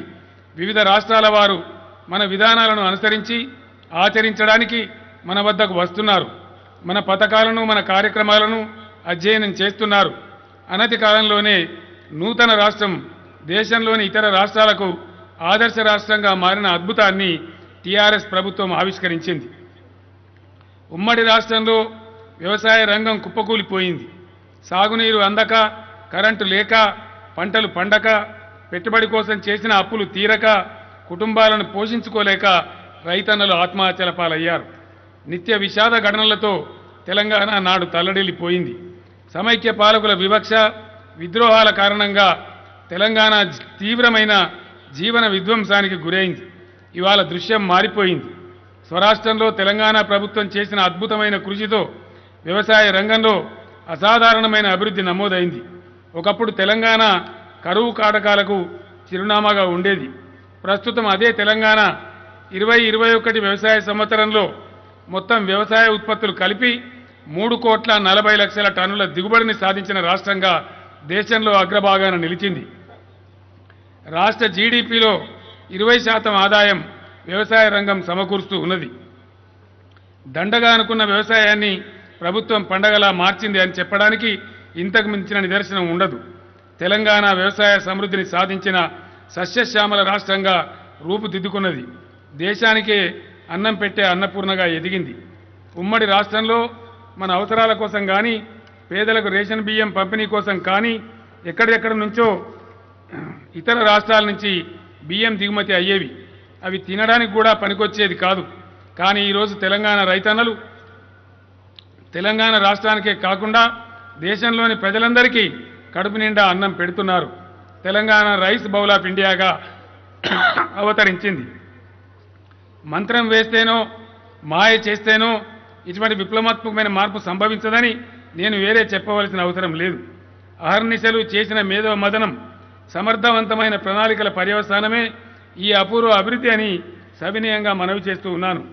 మిషన్ కాకతీయ ద్వారా చెరువుల పునరుద్ధరణ, త్వరితగతిన సాగునీటి ప్రాజెక్టుల నిర్మాణం, 24 గంటల ఉచిత విద్యుత్తు, వ్యవసాయ శాఖను పటిష్టపరచడం, వ్యవసాయ క్లస్టర్ల ఏర్పాటు, రైతు బంధు, రైతు బీమా పథకాలు, రైతు వేదికలు, పొలాల దగ్గర కల్లాల నిర్మాణం, గిడ్డంగుల సౌకర్యంలో పెరుగుదల, సకాలంలో ఎరువులు, విత్తనాల సరఫరా తదితర చర్యల ద్వారా ప్రభుత్వం వ్యవసాయ రంగంలో నూతన ఉత్తేజాన్ని నెలకొల్పింది. ప్రభుత్వం తమకు అండగా ఉన్నదన్న ధైర్యాన్ని, భరోసాను రైతులకు అందించింది. రాష్ట్రంలో వ్యవసాయ ఉత్పత్తి గణనీయంగా పెరగడానికి కావలసిన బలమైన పునాదుల్ని టీఆర్ఎస్ ప్రభుత్వం నిర్మించింది. ధాన్యం దిగుబడి కొనుగోళ్లలో తెలంగాణ రాష్ట్రం ఎరగని ప్రగతిని సాధించింది. 2013-14లో తెలంగాణలో దాదాపు 49 లక్షల ఎకరాల్లో వరి పంట సాగైతే 20-21 ఆర్థిక సంవత్సరంలో 1,06,00,000 ఎకరాల్లో వరి పంట సాగు అయింది. 60.54 లక్షల ఎకరాల విస్తీర్ణంలో పత్తి పంట సాగైంది. 31,60,000 బేళ్ల పత్తి ఉత్పత్తి అయింది. పత్తి సాగులో తెలంగాణ దేశంలో మహారాష్ట్ర తర్వాత 2వ స్థానంలో నిలిచింది. దేశంలో తెలంగాణ పత్తికి చాలా నాణ్యమైనదనే పేరు ఉన్నది కనుక మార్కెట్లో ఎంతో డిమాండ్ ఉన్నదని తెలియజేస్తున్నాను. గత ఏడాది ధాన్యం కొనుగోళ్లలో దేశంలో 2వ స్థానంలో ఉన్న తెలంగాణ నేడు నంబర్ 1 దిశగా అడుగులు వేస్తోంది. గత ఏడాది యాసంగిలో భారత ఆహార సంస్థ దేశవ్యాప్తంగా సేకరించిన ధాన్యంలో 56% మన రాష్ట్రమే అందించగలిగింది. రాష్ట్ర ప్రభుత్వం ఊరూరా కొనుగోలు కేంద్రాలు ఏర్పాటు చేసి గిట్టుబాటు ధరకు రైతుల నుంచి చివరి గింజ వరకు ధాన్యం కొనుగోలు చేస్తోంది. ఎన్నికల సమయంలో ఇచ్చిన హామీ మేరకు ప్రభుత్వం 3 లక్షల మంది రైతులకు 25,000 రూపాయల వరకు ఉన్న పంట రుణాలను ఇదివరకే మాఫీ చేయడం జరిగింది. రేపటి నుంచే రాష్ట్రంలోని 6 లక్షల మంది అన్నదాతలకు 50,000 రూపాయల లోపు ఉన్న పంట రుణాలను ప్రభుత్వం మాఫీ చేస్తున్నది. ఈ నెలాఖరు నాటికి ఈ ప్రక్రియ పూర్తి అవుతుంది. దీంతో మొత్తం 9 లక్షల మంది రైతన్నలు రుణ విముక్తులు అవుతున్నారు. మిగిలిన వారికి కూడా దశల వారీగా ఈ రుణమాఫీ పథకాన్ని ప్రభుత్వం అమలు చేస్తుంది. రైతులు పండించిన పంటలకు మరింత గిట్టుబాటు ధర లభించి రైతులకు అదనపు మేలు చేకూరాలన్న లక్ష్యంతో 9 జిల్లాల పరిధిలో రైస్ మిల్లులు, ఇతర ఫుడ్ ప్రాసెసింగ్ పరిశ్రమల ఏర్పాటుకు ప్రభుత్వం చర్యలు తీసుకుంటున్నది. వీటి ద్వారా రైతులు కష్టించి పండించిన వ్యవసాయ ఉత్పత్తులకు మరింత మంచి ధర లభించి రైతాంగం జీవనం సుసంపన్నం కావాలన్నదే ప్రభుత్వ ఆశయం. తెలంగాణ ప్రభుత్వం రైతుల ప్రభుత్వం. రైతులు ఎదుర్కొంటున్న సమస్యలకున్న మూల కారణాలను అన్నిటినీ గ్రహించి పరిష్కార చర్యలు చేపట్టింది. తరతరాల బడి అనేక భూ వివాదాలకు దారితీస్తున్న పరిస్థితులను మార్చడానికి నూతన భూ పరిపాలనా విధానాన్ని ప్రవేశపెట్టింది. ప్రగతి నిరోధకంగా మారిన విఆర్ఓ వ్యవస్థను తొలగించింది. 3 ఏళ్లు కష్టపడి ధరణి పోర్టల్ను ఆవిష్కరించి భూ రికార్డుల నిర్వహణలో పారదర్శకతను తెచ్చింది. దీనివల్ల రాష్ట్రంలోని ప్రతి అంగుళం భూమి ప్రభుత్వ రికార్డుల్లో నమోదవుతుంది. అన్నదాతలు ఇకపై నిశ్చింతగా ఉండొచ్చు. ధరణిలో నమోదైన భూ హక్కులు తొలగించే అధికారం ఎవ్వరికీ కూడా లేదు. తెలంగాణ రాష్ట్రం సంక్షేమంలో స్వర్ణయుగాన్ని సృష్టిస్తున్నది. రాష్ట్రంలో ఈరోజు ప్రభుత్వ పథకం చేరని ఇల్లు లేదంటే అది అతిశయోక్తి కాదు. గత ప్రభుత్వాలు ఆసరా పెన్షన్లు కేవలం 200 రూపాయలు ఇచ్చి చేతులు దులుపుకుంటే తెలంగాణ ప్రభుత్వం 2,016 రూపాయలు ఇచ్చి నిజమైన చేయూతనిస్తున్నది.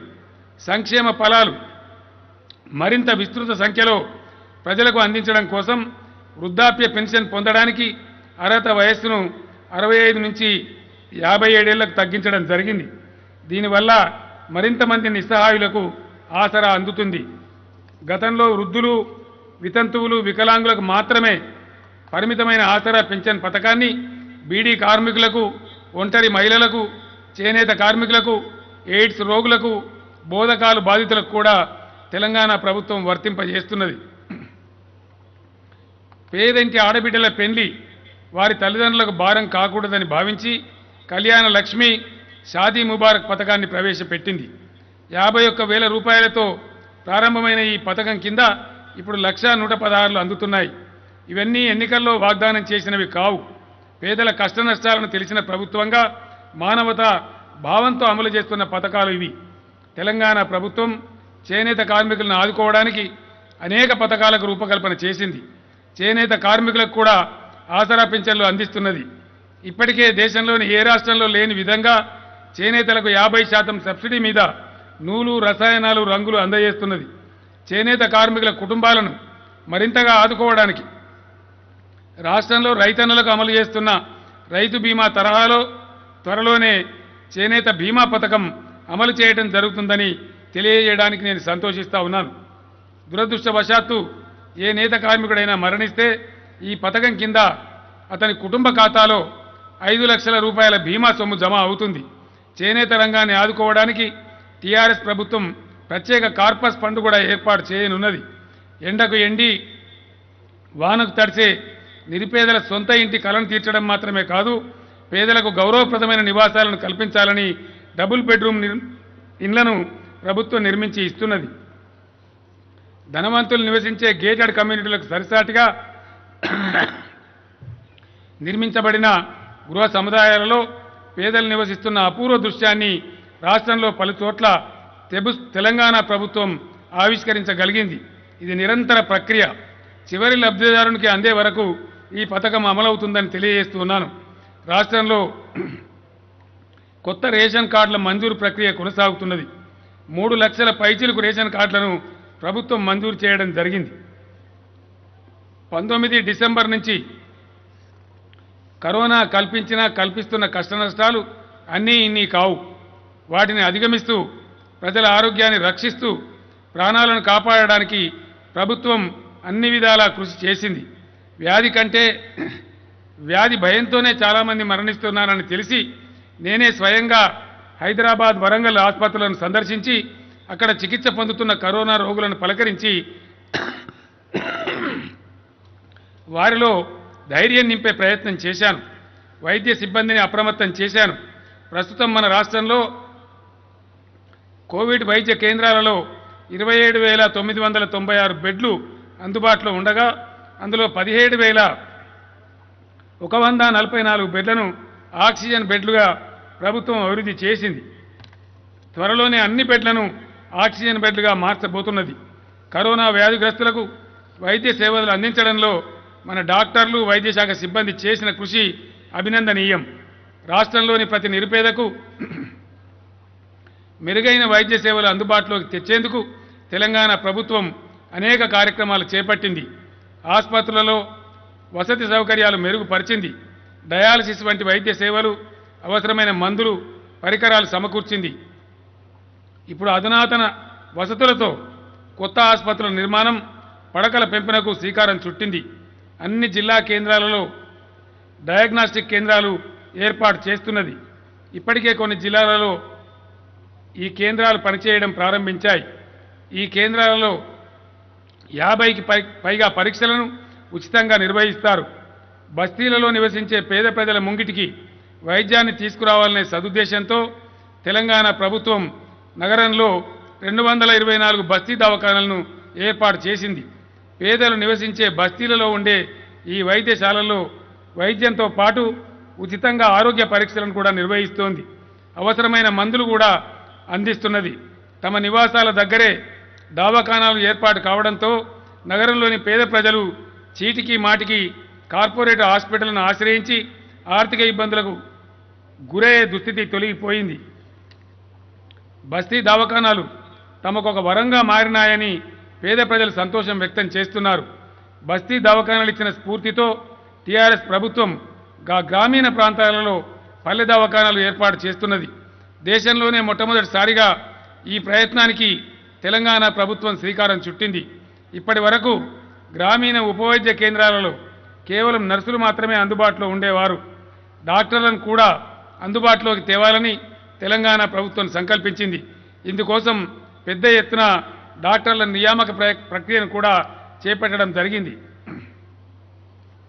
మహిళల ప్రసూతి విషయంలో ప్రభుత్వం ఎంతో ముందు చూపుతో వ్యవహరించింది.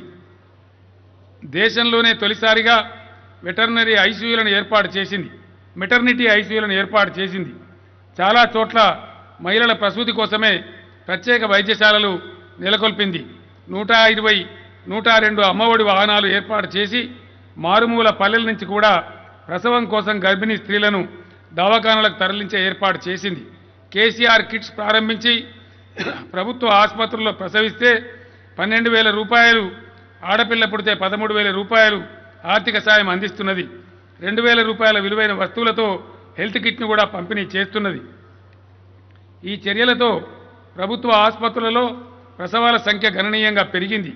జాతీయ కుటుంబ ఆరోగ్య సర్వే వివిధ సూచీలలో తెలంగాణ మొదటి స్థానంలో నిలిచింది. నవజాత శిశు మరణాలు, బాలింత మరణాలు, 5 ఏళ్లలోపు శిశువుల మరణాలు అరికట్టడంలో తెలంగాణ దేశంలోనే మొదటి స్థానంలో ఉంది. తెలంగాణ రాష్ట్ర పౌరుల డిజిటల్ ఆరోగ్య నివేదిక రూపొందించే పనికి ప్రభుత్వం శ్రీకారం చుట్టింది. ప్రయోగాత్మకంగా ములుగు, సిరిసిల్ల నియోజకవర్గాలలో వివరాల సేకరణను ప్రారంభించడం జరిగింది. 60 ఏళ్ల సమైక్య రాష్ట్ర చరిత్రలో తెలంగాణలో ఏర్పాటు చేసిన ప్రభుత్వ వైద్య కళాశాలలు కేవలం 5 మాత్రమే. తెలంగాణ రాష్ట్రం ఏర్పడిన మొదటి దశలోనే టీఆర్ఎస్ ప్రభుత్వం నల్లగొండ, సూర్యాపేట, సిద్దిపేట, మహబూబ్ నగర్లలో 4 కొత్త శాలలను మంజూరు చేసింది. ఈ కళాశాలల్లో వైద్య విద్యా బోధన విజయవంతంగా జరుగుతున్నది.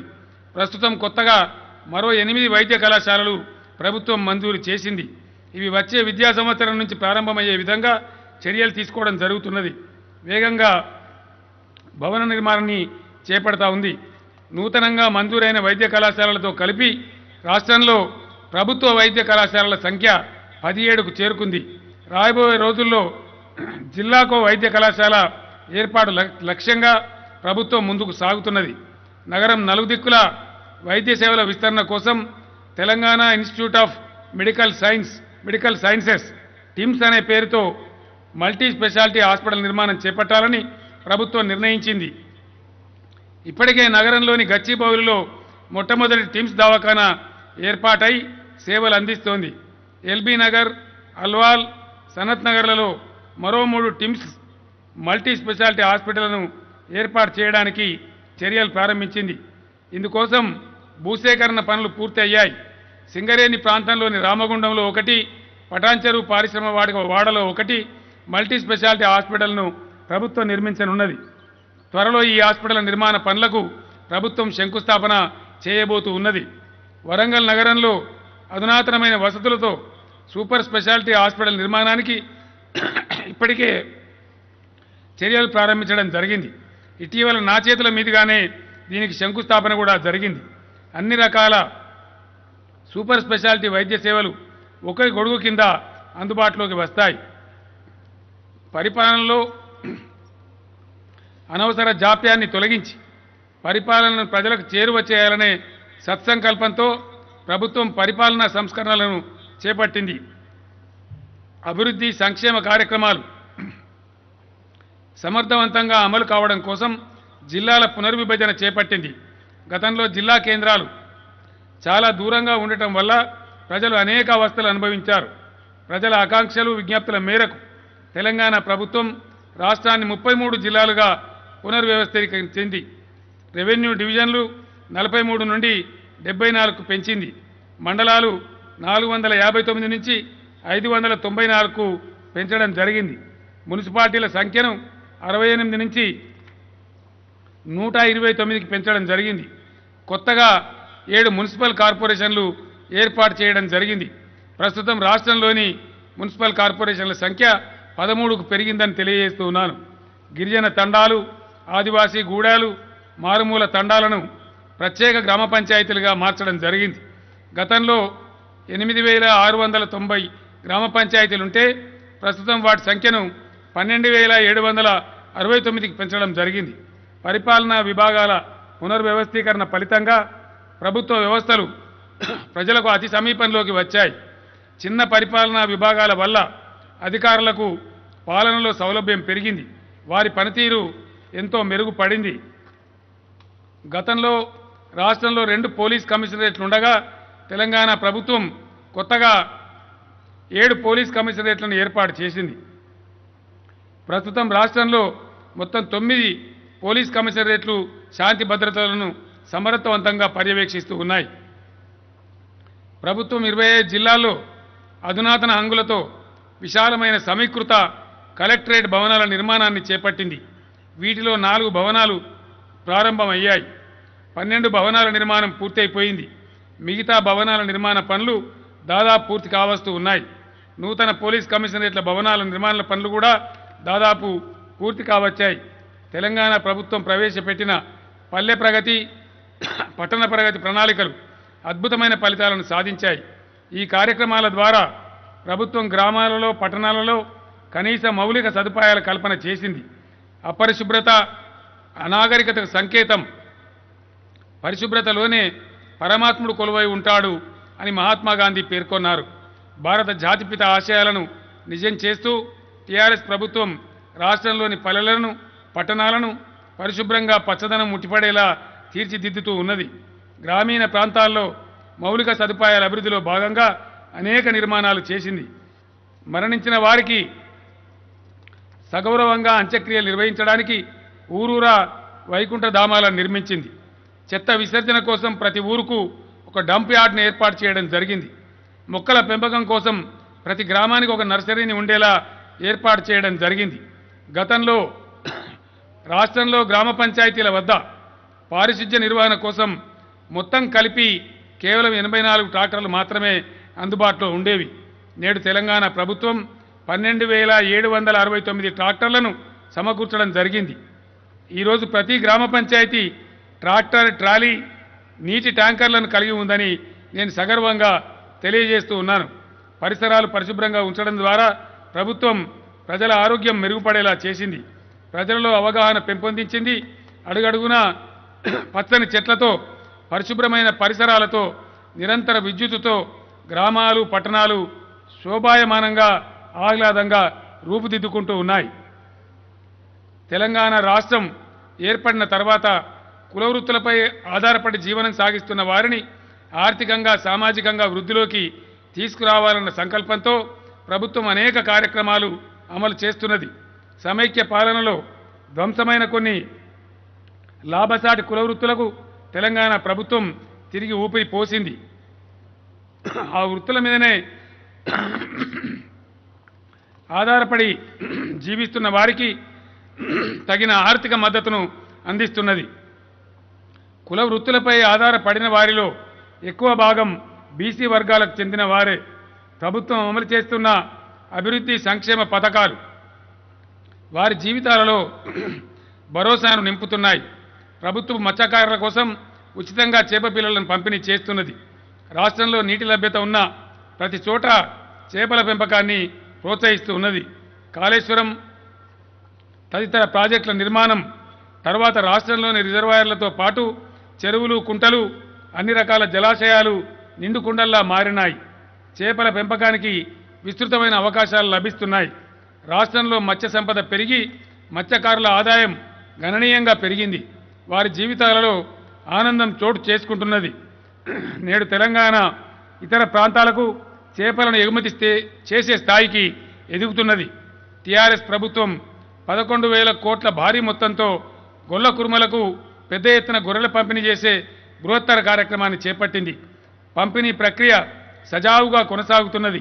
ప్రభుత్వ కృషి ఫలితంగా నేడు రాష్ట్రంలో గొర్రెల సంఖ్య పెద్ద ఎత్తున పెరిగింది. గొర్రెల కాపర్ల ఆదాయం కూడా భారీగా పెరిగింది. కేంద్ర ప్రభుత్వ గణాంకాలను అనుసరించి దేశంలో గొర్రెల సంఖ్య అత్యధిక ఉన్న రాష్ట్రాలలో తెలంగాణ ప్రథమ స్థానంలో నిలిచింది. కల్లుగ్రీత వృత్తి ద్వారా జీవనం సాగిస్తున్న గౌడలు, నాయి బ్రాహ్మణ, రజక తదితర వృత్తి కులాల అభివృద్ధికి ప్రభుత్వం వివిధ పథకాలు అమలు చేస్తూ ఉన్నది. నాయి బ్రాహ్మణ, రజక వృత్తుల వారికి 250 యూనిట్ల వరకు ఉచిత విద్యుత్ పథకాన్ని ప్రభుత్వం ప్రవేశపెట్టింది. రజకులకు అధునాతన దోబిఘాట్లు, నాయి బ్రాహ్మణులకు ఆధునిక సెలిన్లు ఏర్పాటుకు కావలసిన నిధులను సమకూరుస్తూ ఉన్నది.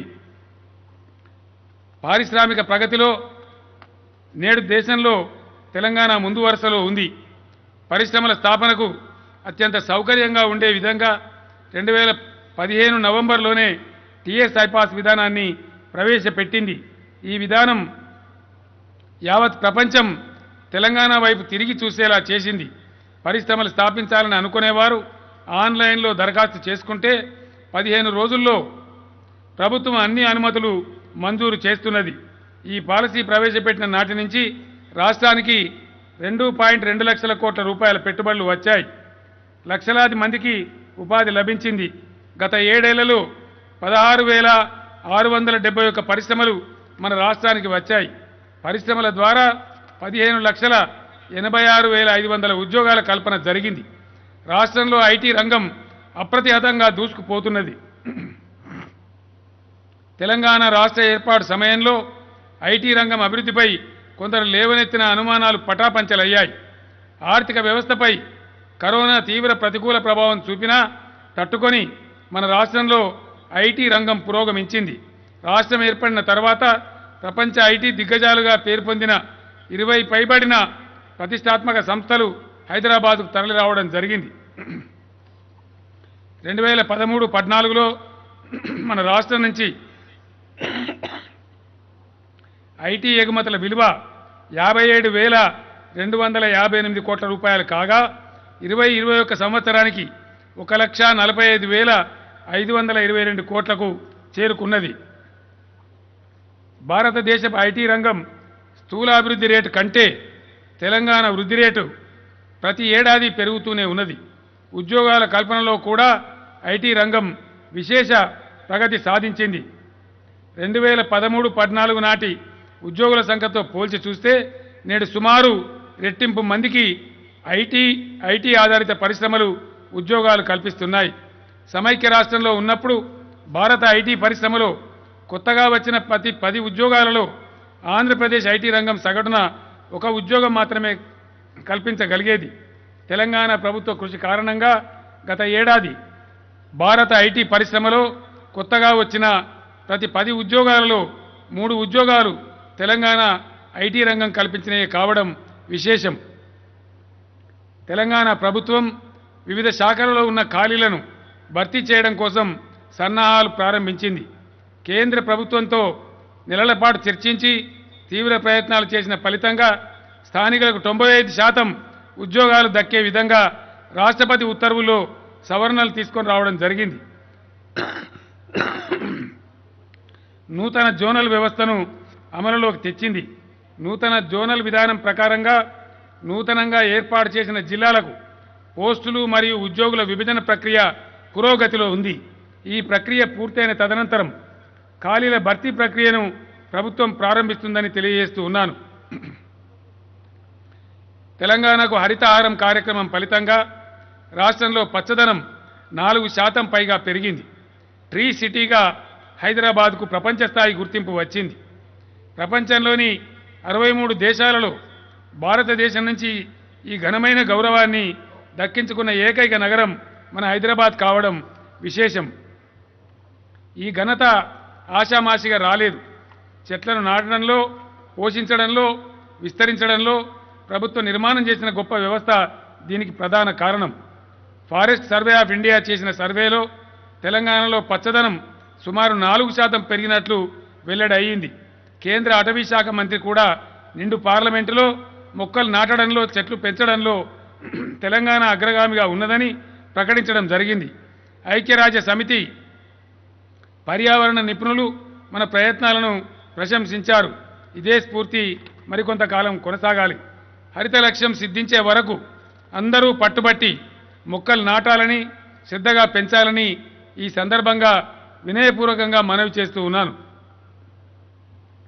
అన్ని ప్రాంతాల ప్రజలు సౌకర్యంగా జీవనం గడపడానికి అనువైన నగరంగా కూడా హైదరాబాద్కి ఎంతో పేరు వచ్చింది. హైదరాబాదును విశ్వనగరంగా తీర్చిదిద్దే క్రమంలో అడుగడుగునా నిర్మించిన ఫ్లైఓవర్లు పెరిగిపోతున్న ట్రాఫిక్ కష్టాలను గణనీయంగా తగ్గించాయి. ఇంకా పలు ఫ్లైఓవర్లు, స్కైఓవర్లు నిర్మాణ దశలో ఉన్నాయి. నగరానికి కొత్త అందాలను చేకూరుస్తూ ఏర్పాటైన దుర్గం చెరువు కేబుల్ బ్రిడ్జి ఆసియాలోనే 2వ అతిపెద్ద కేబుల్ బ్రిడ్జిగా రికార్డు సృష్టించింది. దుర్గం చెరువు బ్రిడ్జి నగర ప్రజలకు దూరభారం తగ్గించడమే కాకుండా సాయంకాలాలు జనం సేదతీరే ఉల్లాస కేంద్రంగా ఉపయోగపడుతూ ఉన్నది. హైదరాబాద్ నగరం అనంతంగా పెరుగుతున్న నేపథ్యంలో ప్రస్తుతం ఉన్న ఔటర్ రింగ్ రోడ్డుకు అదనంగా రీజనల్ రింగ్ రోడ్ నిర్మించాలని ప్రభుత్వం ప్రతిపాదించింది.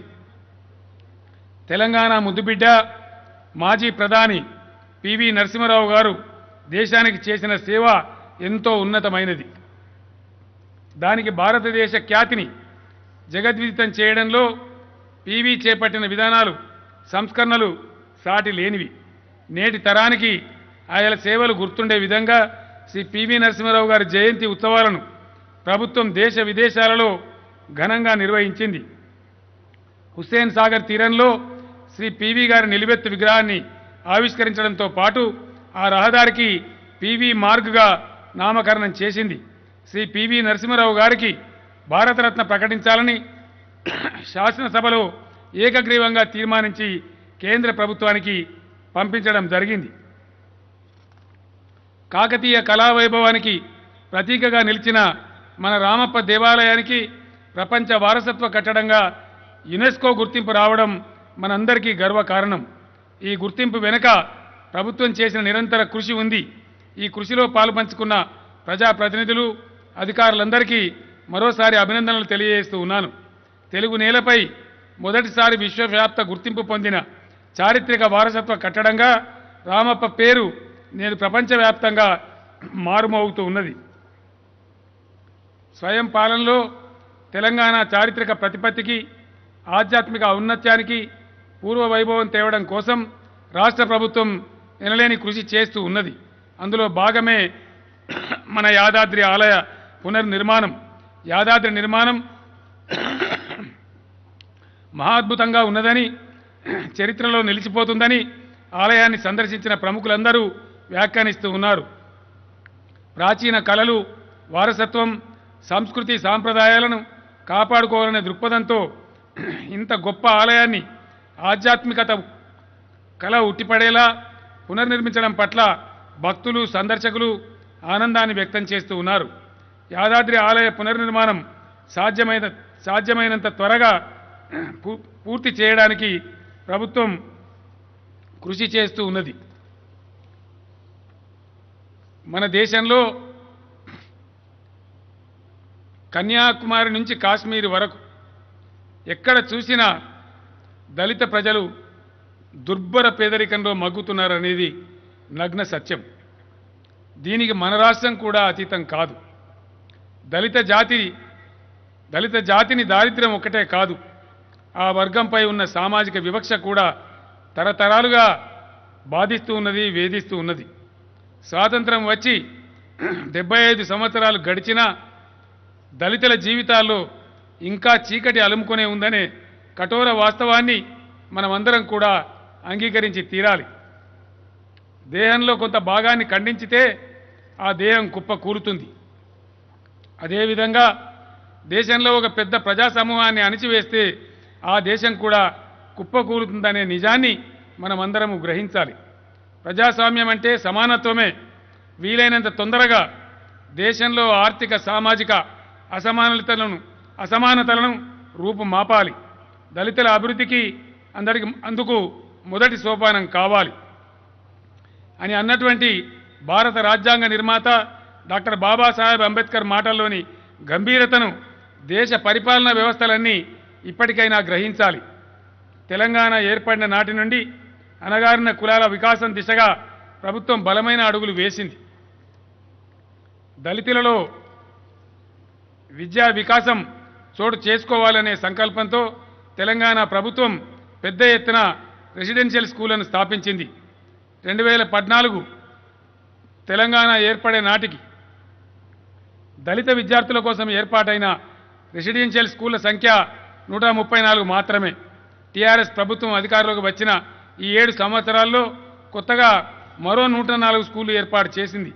ఈరోజు రాష్ట్రంలో దళిత విద్యార్థుల కోసమే ఏర్పాటైన రెసిడెన్షియల్ స్కూళ్ల సంఖ్య 238కి పెరిగింది.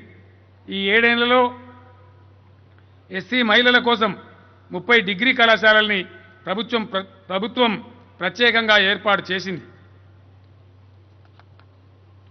ఒక ఆర్థిక సంవత్సరంలో ఎస్సీ ప్రగతి నిధి కింద కేటాయించిన నిధులు పూర్తిగా ఖర్చు కాకపోతే మిగిలిన నిధులు వచ్చే ఆర్థిక సంవత్సరానికి బదలాయించే విధంగా టీఆర్ఎస్ ప్రభుత్వం తెచ్చిన చట్టం ఆ విధానం దేశానికే ఆదర్శంగా నిలిచింది. దళిత విద్యార్థులు విదేశాలలో విద్యను అభ్యసించడానికి అంబేద్కర్ ఓవర్సీస్ స్కాలర్షిప్ పథకం ద్వారా 20 లక్షల రూపాయల అధిక మొత్తాన్ని స్కాలర్షిప్గా అందిస్తున్న ఒకే ఒక ప్రభుత్వం మన తెలంగాణ ప్రభుత్వం. దళిత జాతిని ప్రత్యేక శ్రద్ధతో ఆదుకోవడం నాగరిక సమాజం యొక్క ప్రధాన బాధ్యత. అది ప్రజాస్వామిక ప్రభుత్వాల ప్రాథమిక విధి. అనగారిన దళిత జాతి అభ్యున్నతికి పాటుపడడమే నిజమైన దేశభక్తి. అదే నిజమైన దైవ సేవ. మానవ సేవయే మాధవ సేవ అని మహాత్ముడు ఏనాడో పేర్కొన్నాడు. ఈ దిశగా జరిగే ప్రయత్నాలకు సమాజం మొత్తం అండగా నిలవాలి. ఈర్ష్య అసూయలకు తావివ్వకుండా ఒక్క తాటి మీద నిలబడాలి. దళిత సమాజానికి ఒక నమ్మకాన్ని కలిగించాలి. కులం పేరిట నిర్మించిన ఇనుప గోడలను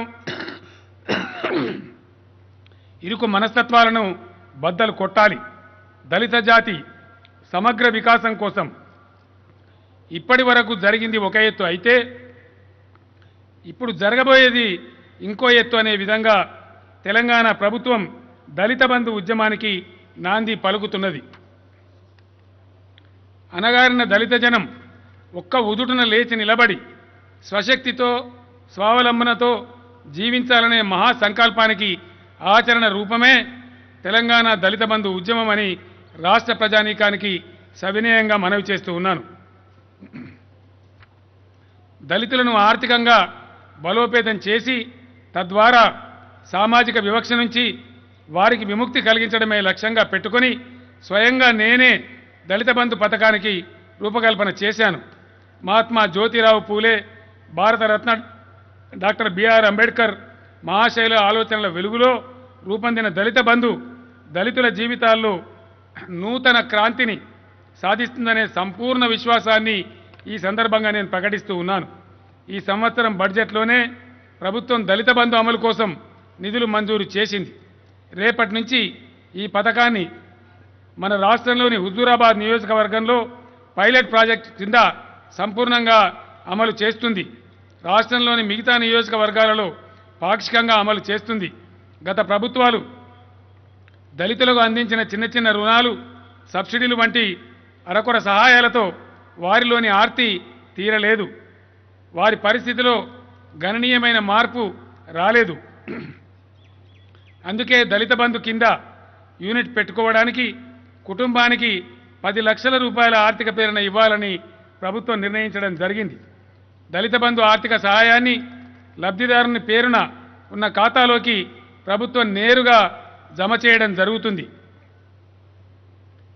బ్యాంకులతో సంబంధం లేకుండా, తిరిగి చెల్లించే భారం లేకుండా 10 లక్షల రూపాయలను పూర్తి గ్రాంట్ రూపంలో అందజేస్తుంది. దీంతో లబ్ధిదారుడికి వాయిదాలు చెల్లించాలనే ఆందోళన ఉండదు. ప్రశాంతంగా తన జీవనోపాధిని కొనసాగించుకోగలుగుతాడు. ప్రభుత్వం అందించిన పెట్టుబడి సొమ్ముతో ఉపాధి వ్యాపార మార్గాన్ని ఎంచుకునే పూర్తి స్వేచ్ఛ లబ్ధిదారునికే ఉంటుంది. తనకు ఏ రంగంలోనైతే అనుకూలత ఉందో, అనుభవం ప్రావీణ్యం ఉందని లబ్ధిదారుడు భావిస్తాడో ఆ రంగంలోనే తన జీవనోపాధిని ఎంచుకోవడానికి ప్రభుత్వం సహకరిస్తుంది. లబ్ధిదారులు ఎవరైనా తమకు తాము ఉపాధిని ఎంచుకోవడంలో అస్పష్టతకు లోనైతే ప్రభుత్వం యొక్క సూచనలు కోరితే ప్రభుత్వం స్పందించి వారికి తగిన విధంగా మార్గదర్శనం చేస్తుంది. కొందరు లబ్ధిదారులు ఒక సమూహంగా ఏర్పడి పెట్టుబడిని పెంచుకొని పెద్ద యూనిట్ని పెట్టుకునే అవకాశాన్ని కూడా ప్రభుత్వం కల్పిస్తుంది. ప్రభుత్వం కేవలం ఆర్థిక ప్రేరణ ఇవ్వటం వరకే పరిమితం కాదు. దళితులను వివిధ వ్యాపార రంగాలలో ప్రోత్సహించడానికి వారికి ప్రత్యేక రిజర్వేషన్లను ప్రభుత్వం అమల్లోకి తేనున్నది. ప్రభుత్వం ద్వారా లైసెన్స్ పొంది ఏర్పాటు చేసుకునే ఫర్టిలైజర్ షాపులు, మెడికల్ షాపులు, హాస్పిటళ్లకు, హాస్టళ్లకు సరుకులు సరఫరా చేసే కాంట్రాక్టులు, ఇంకా ప్రభుత్వం ద్వారా లభించే ఇతర కాంట్రాక్టులు, వైన్ బార్ షాపుల ఏర్పాటుకు లైసెన్స్ ఇచ్చే దగ్గర ప్రభుత్వం దళితులకు ప్రత్యేక రిజర్వేషన్లను అమల్లోకి తేవడం జరుగుతుంది. దళిత బంధు ద్వారా లబ్ధి పొందిన కుటుంబం కాలక్రమంలో ఏదైనా ఆపదకు గురైతే ఆ కుటుంబం పరిస్థితి మళ్ళా తలకిందులైపోయే ప్రమాదం ఉంటుంది.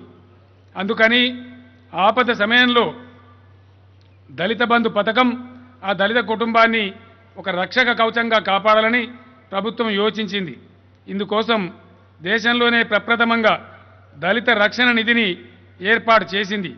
ప్రతి లబ్ధిదారుడికి ప్రభుత్వం ఇచ్చే 10 లక్షల రూపాయలలో 10,000 రూపాయలు లబ్ధిదారుని వాటా కింద జమ చేసి దానికి మరో 10,000 రూపాయలు ప్రభుత్వం కలిపి దళిత రక్షణ నిధిని నిల్వ చేస్తుంది. ఎవరికి ఏ ఆపద వచ్చినా దళిత రక్షణ నిధి నుండి వారికి ఆర్థిక మద్దతు ఇచ్చే విధంగా ప్రభుత్వం ఏర్పాటు చేస్తుంది.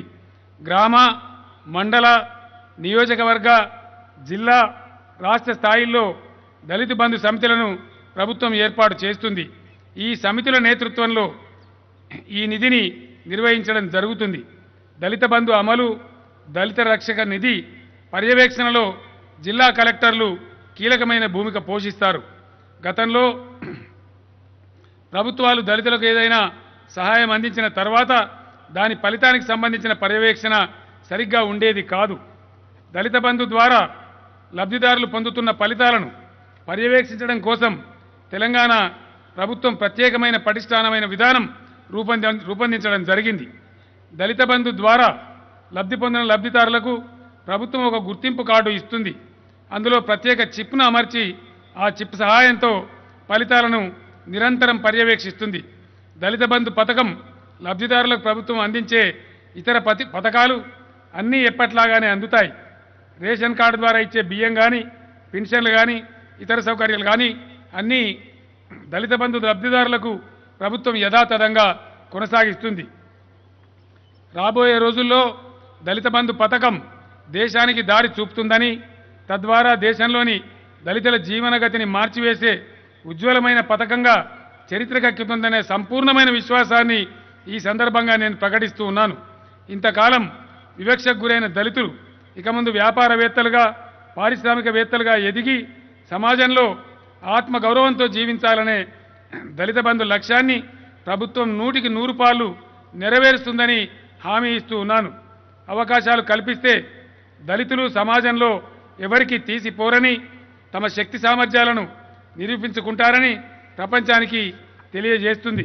తెలంగాణ దళిత బంధు ఒక పథకంగా మాత్రమే కాకుండా ఒక ఉద్యమంగా ముందుకు తీసుకుపోవాలని ప్రభుత్వం దృఢ సంకల్పంతో ముందడుగు వేస్తున్నది. ప్రభుత్వం ప్రదర్శిస్తున్న నిబద్ధతను చూసి ఎంతోమంది దళిత మేధావులు, దళిత సంఘాల నాయకులు ప్రభుత్వాన్ని అభినందిస్తూ ఉన్నారు. రాష్ట్రంలోని దళిత కుటుంబాల్లో తెలంగాణ దళిత బంధును గురించి చక్కటి చర్చ జరుగుతున్నందుకు ప్రభుత్వం సంతోషంగా ఉంది. రాజ్యాంగం ప్రవచించిన సమానత్వ విలువల సాధనలో తెలంగాణ దళిత బంధు ద్వారా టీఆర్ఎస్ ప్రభుత్వం నూతన ప్రమాణాలను నెలకొల్పుతూ ఉన్నది. రాష్ట్రంలో ప్రతి వర్గానికి న్యాయం చేయాలనే విశాల దృక్పథంతో ప్రణాళికాబద్ధంగా తెలంగాణ ప్రభుత్వం ముందుకు సాగుతూ ఉన్నది. ప్రస్తుతం రాష్ట్రంలో కరోనా అదుపులోకి వచ్చింది.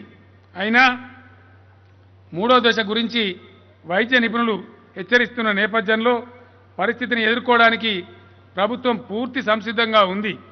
అదే సందర్భంలో రాష్ట్ర ప్రజలంతా మరింత జాగ్రత్తగా ఉండాలని, కోవిడ్ నిబంధనలను ఖచ్చితంగా పాటించాలని, ప్రభుత్వం తీసుకునే ముందు జాగ్రత్త చర్యలకు తోడు ప్రజలు కూడా అప్రమత్తంగా ఉండాలని నేను వినయపూర్వకంగా విజ్ఞప్తి చేస్తూ ఉన్నాను. ప్రభుత్వం అమలు చేస్తున్న విధి విధానాల పట్ల రాష్ట్ర ప్రజలు సంతృప్తిని వ్యక్తం చేస్తూ ఉన్నారు. తెలంగాణ రాష్ట్రం భవిష్యత్తులో కూడా ఇంకా ఎన్నో అద్భుతాలను సృష్టిస్తుంది, అనేక ఉన్నత శిఖరాలను అధిరోహిస్తుంది. ఆశించిన గమ్యం, లక్ష్యం చేరుకోవాలంటే వాక్శుద్ధి, చిత్తశుద్ధి, లక్ష్యశుద్ధి ఉండాలి. ఈ మూడింటి మేళవింపుతో తెలంగాణ ప్రభుత్వం ప్రజాభ్యుదయ పథంలో మునుముందుకు సాగుతుందని రాష్ట్ర ప్రజలకు హామీ ఇస్తూ యావత్ రాష్ట్ర ప్రజానీకానికి మరోసారి భారత స్వాతంత్ర అమృత మహోత్సవ శుభాకాంక్షలు తెలియజేస్తూ ఉన్నాను. సర్వే జన సుఖినో భవంతు. జై హింద్, జై తెలంగాణ. ఆదరణీయ ముఖ్యమంత్రి వర్యులు శ్రీ కె చంద్రశేఖరరావు గారికి వినమ్రపూర్వకంగా ధన్యవాదాలు. ఒక్కసారి మన భాషా సాంస్కృతిక కళాకారులంతా కూడాను మీ యొక్క వాద్య విశేషాలని పలికించండి. ముఖ్యమంత్రి వర్యులకు జయజేలు తెలపండి. మన రాష్ట్ర సంస్కృతి, మన ప్రాభవ వైభవం ఇది అని చెప్పే రీతిలో చక్కగా మీ ప్రదర్శన ఉండాలి. గట్టిగా ఒక్కమారు కళాకారులందరూ.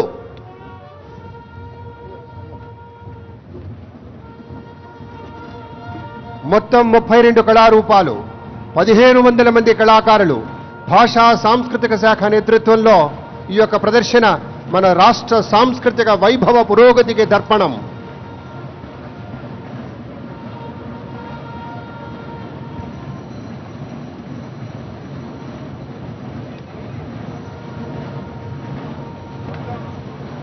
ముప్పై 32 కళారూపాలు ఉన్నాయని చెప్పుకున్నాం. నగారా, ఒగ్గుడోలు, బోనాల కోలాటం, పేరిణి, బంజారా, గుస్సాడి, పులివేషాలు, కొమ్ముకోయ, బోనాలు, రాజండ్రడోలు, షేరీబాజా, మార్ఫా, దుబ్బులు, కోలాటం, ఒడిస్సీ, చిందు యక్షగానం, బాంగ్రా, రాజస్థానీ, మాధురి, గుజరాతీ, షింగారి మేళం, కూచిపూడి, కర్రసాము, కథక్, దొప్పులు, షహ్నాయ్, భాగమతి, ఇలా మొత్తం 32 కళారూపాలు, 1500 మంది కళాకారులు తమ ప్రదర్శనలు ఇస్తూ ఉన్నారు.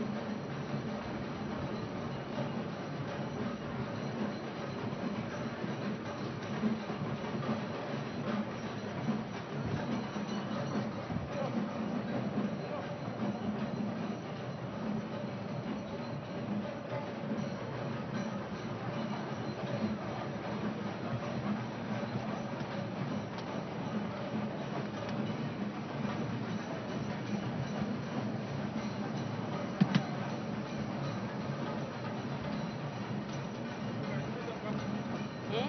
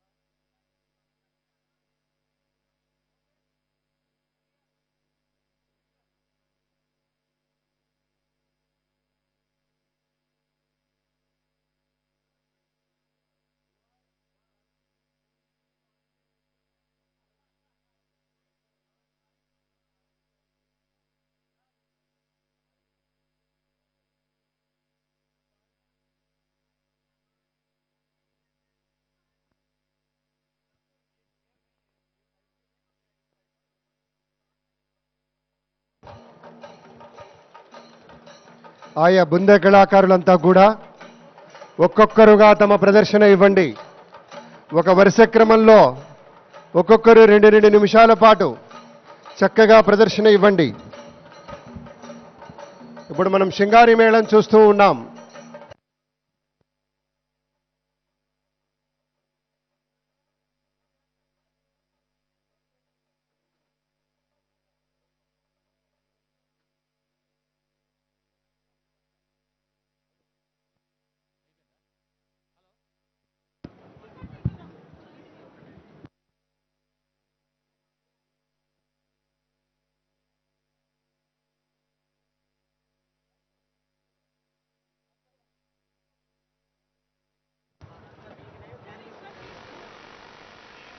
తెలంగాణ రాష్ట్ర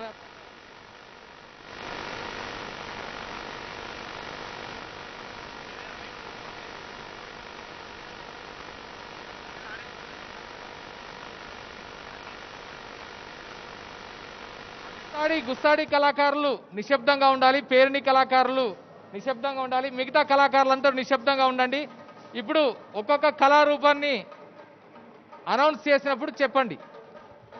रोकिए रोकिए भाई साहब, 1 मिनट, 1 निमिष, ఒక్క నిమిషం, please wait wait wait sir, రోకిए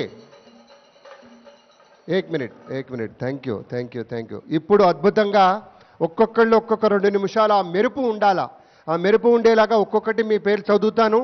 ఆ ఆర్ట్ ఫామ్ చక్కగా ప్రదర్శించండి. దీని నుంచి మొదలు పెట్టేస్తున్నాము. ఇక్కడ మనకి నగారా వాళ్ళు వెళ్ళారు. ఒగ్గుడోలు కళాకారులు ఉన్నారా? ఓకే, అక్కడ గుస్సాడి స్టార్ట్ చేయండి సార్. గుస్సాడి కళాకారులు, గుస్సాడి గిరిజన తెగల సంప్రదాయ నృత్యం Gussadi.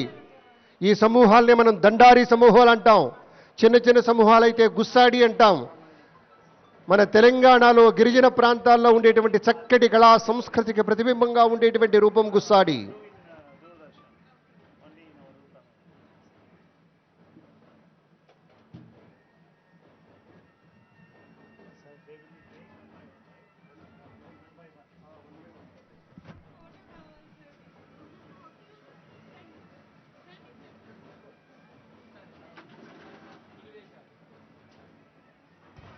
Okay sir, thank you. తర్వాత పులివేషాల కళాకారులు, పులివేషాలు మనకి ఉత్సవాల సందర్భంలో పండుగలు, దసరా పండుగ వచ్చిందంటే పులివేషాల కళాకారులు ఒక అద్భుతమైనటువంటి ఆకర్షణగా నిలుస్తారు. వారి యొక్క ప్రదర్శన చూడవచ్చు మనమంతా.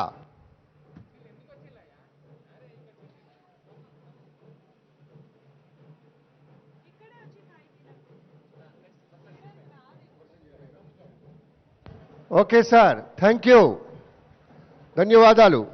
కొమ్ముకోయ కళాకారులు, కొమ్ముకోయ గిరిజన మిత్రులు, కోయలు తెలుగునాట నివసించేటువంటి ఒక అటవీ తెగల్లో, అటవీ ప్రాంతాల్లో వారి యొక్క జీవన శైలిని గుర్తు చేస్తూ కొమ్ముకోయ కళాకారుల ప్రదర్శన. ఆకుపచ్చని వస్త్రధారణతోటి అందమైన ప్రదర్శన గావిస్తున్నారు.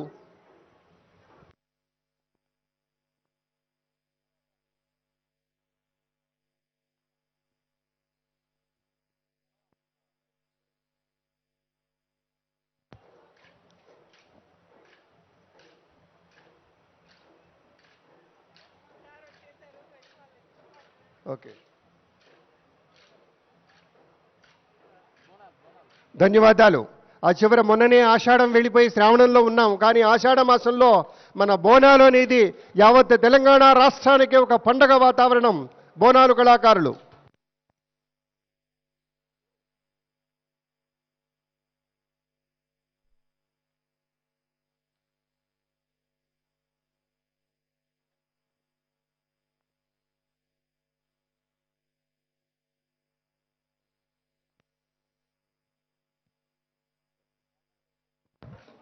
Thank you. రాజన్న డోలు కళాకారులు, ఎస్ సార్,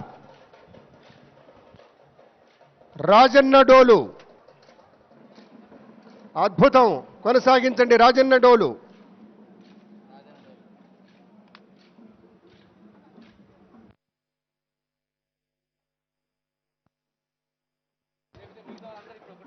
రైట్.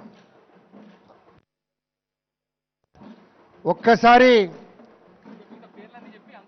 మిత్రులారా ఒక్క నిమిషం. అందరూ కళాకారులు అటు నగారా, ఒగ్గుడోళ్ళు, బోనాల కోలాటం, పేరిణి, బంజారా, గుస్సాడి, పులివేషాలు, కొమ్ముకోయ, బోనాలు, రాజనడోలు, షేరీబాజా, మార్ఫా, దుబ్బులు, కోలాటం, వడిస్సి, చిందు యక్షగానం, రాజస్థానీ, మాధురి, బాంగ్రా, శింగారి మేళం, కూచిపూడి, కర్రసాము, అందరూ అందరూ కథక్, డప్పులు, షహనాయ్, భాగవతి.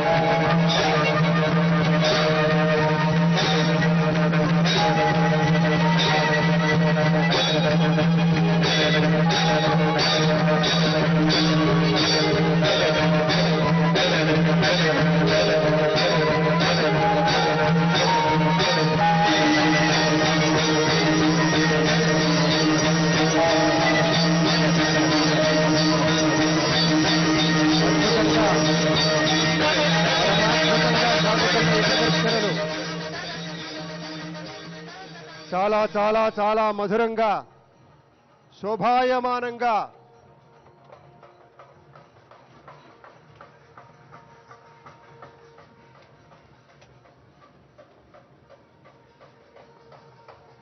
డెబ్బై 75వ స్వాతంత్ర దిన వేడుకలు జగజ్జగేయమానంగా మనం నిర్వహించుకుంటున్నటువంటి సందర్భంలో ఆయా కళా బృందాలన్నీ కూడా తమ ప్రదర్శనలు ఇస్తూ ఉన్నాయి. మొత్తం 32 కళా బృందాలు, 1500 మంది కళాకారులు, భాషా సాంస్కృతిక శాఖ సంచాలకులు మామిడి హరికృష్ణ గారి యొక్క నేతృత్వంలో ఈ కళాకారుల బృందాలంతా కూడాను అద్భుతమైన దివ్యమైన ప్రదర్శన ఇచ్చారు. ఇది మన వేడుక, ఇది మన సంబరం, ఇది మన సంస్కృతి, ఇది మన వైభవం. ఇందుకు కారకులైనటువంటి ప్రతి ఒక్కరికి వినమ్రపూరితంగా నమస్కృతులు, ధన్యవాదాలు తెలియజేసుకుంటూ అద్భుతమైనటువంటి రీతిలో ప్రదర్శనను కొనసాగిస్తున్నటువంటి ప్రతి ఒక్క కళాకారుడికి పేరు పేరున హృదయపూర్వక ధన్యవాదాలు, నమస్కృతులు తెలియజేస్తూ ఉన్నాం. ముఖ్యమంత్రి గారి యొక్క పిలుపు మేరకు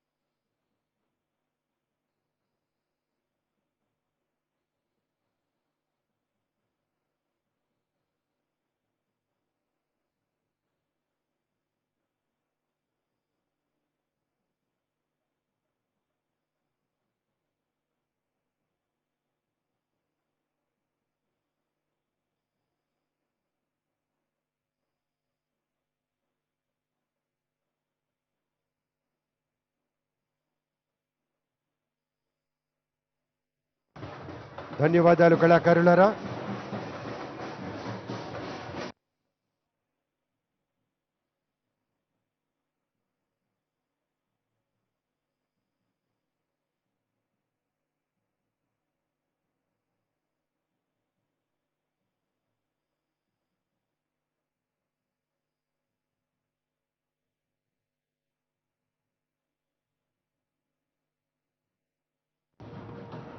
అందరికీ పేరు పేరున హృదయపూర్వక ధన్యవాదాలు. మీ అందరి వల్ల ప్రత్యేకమైనటువంటి ఈ శోభ చేకూరిందని మీ అందరికీ మనవి చేస్తూ ఉన్నాం.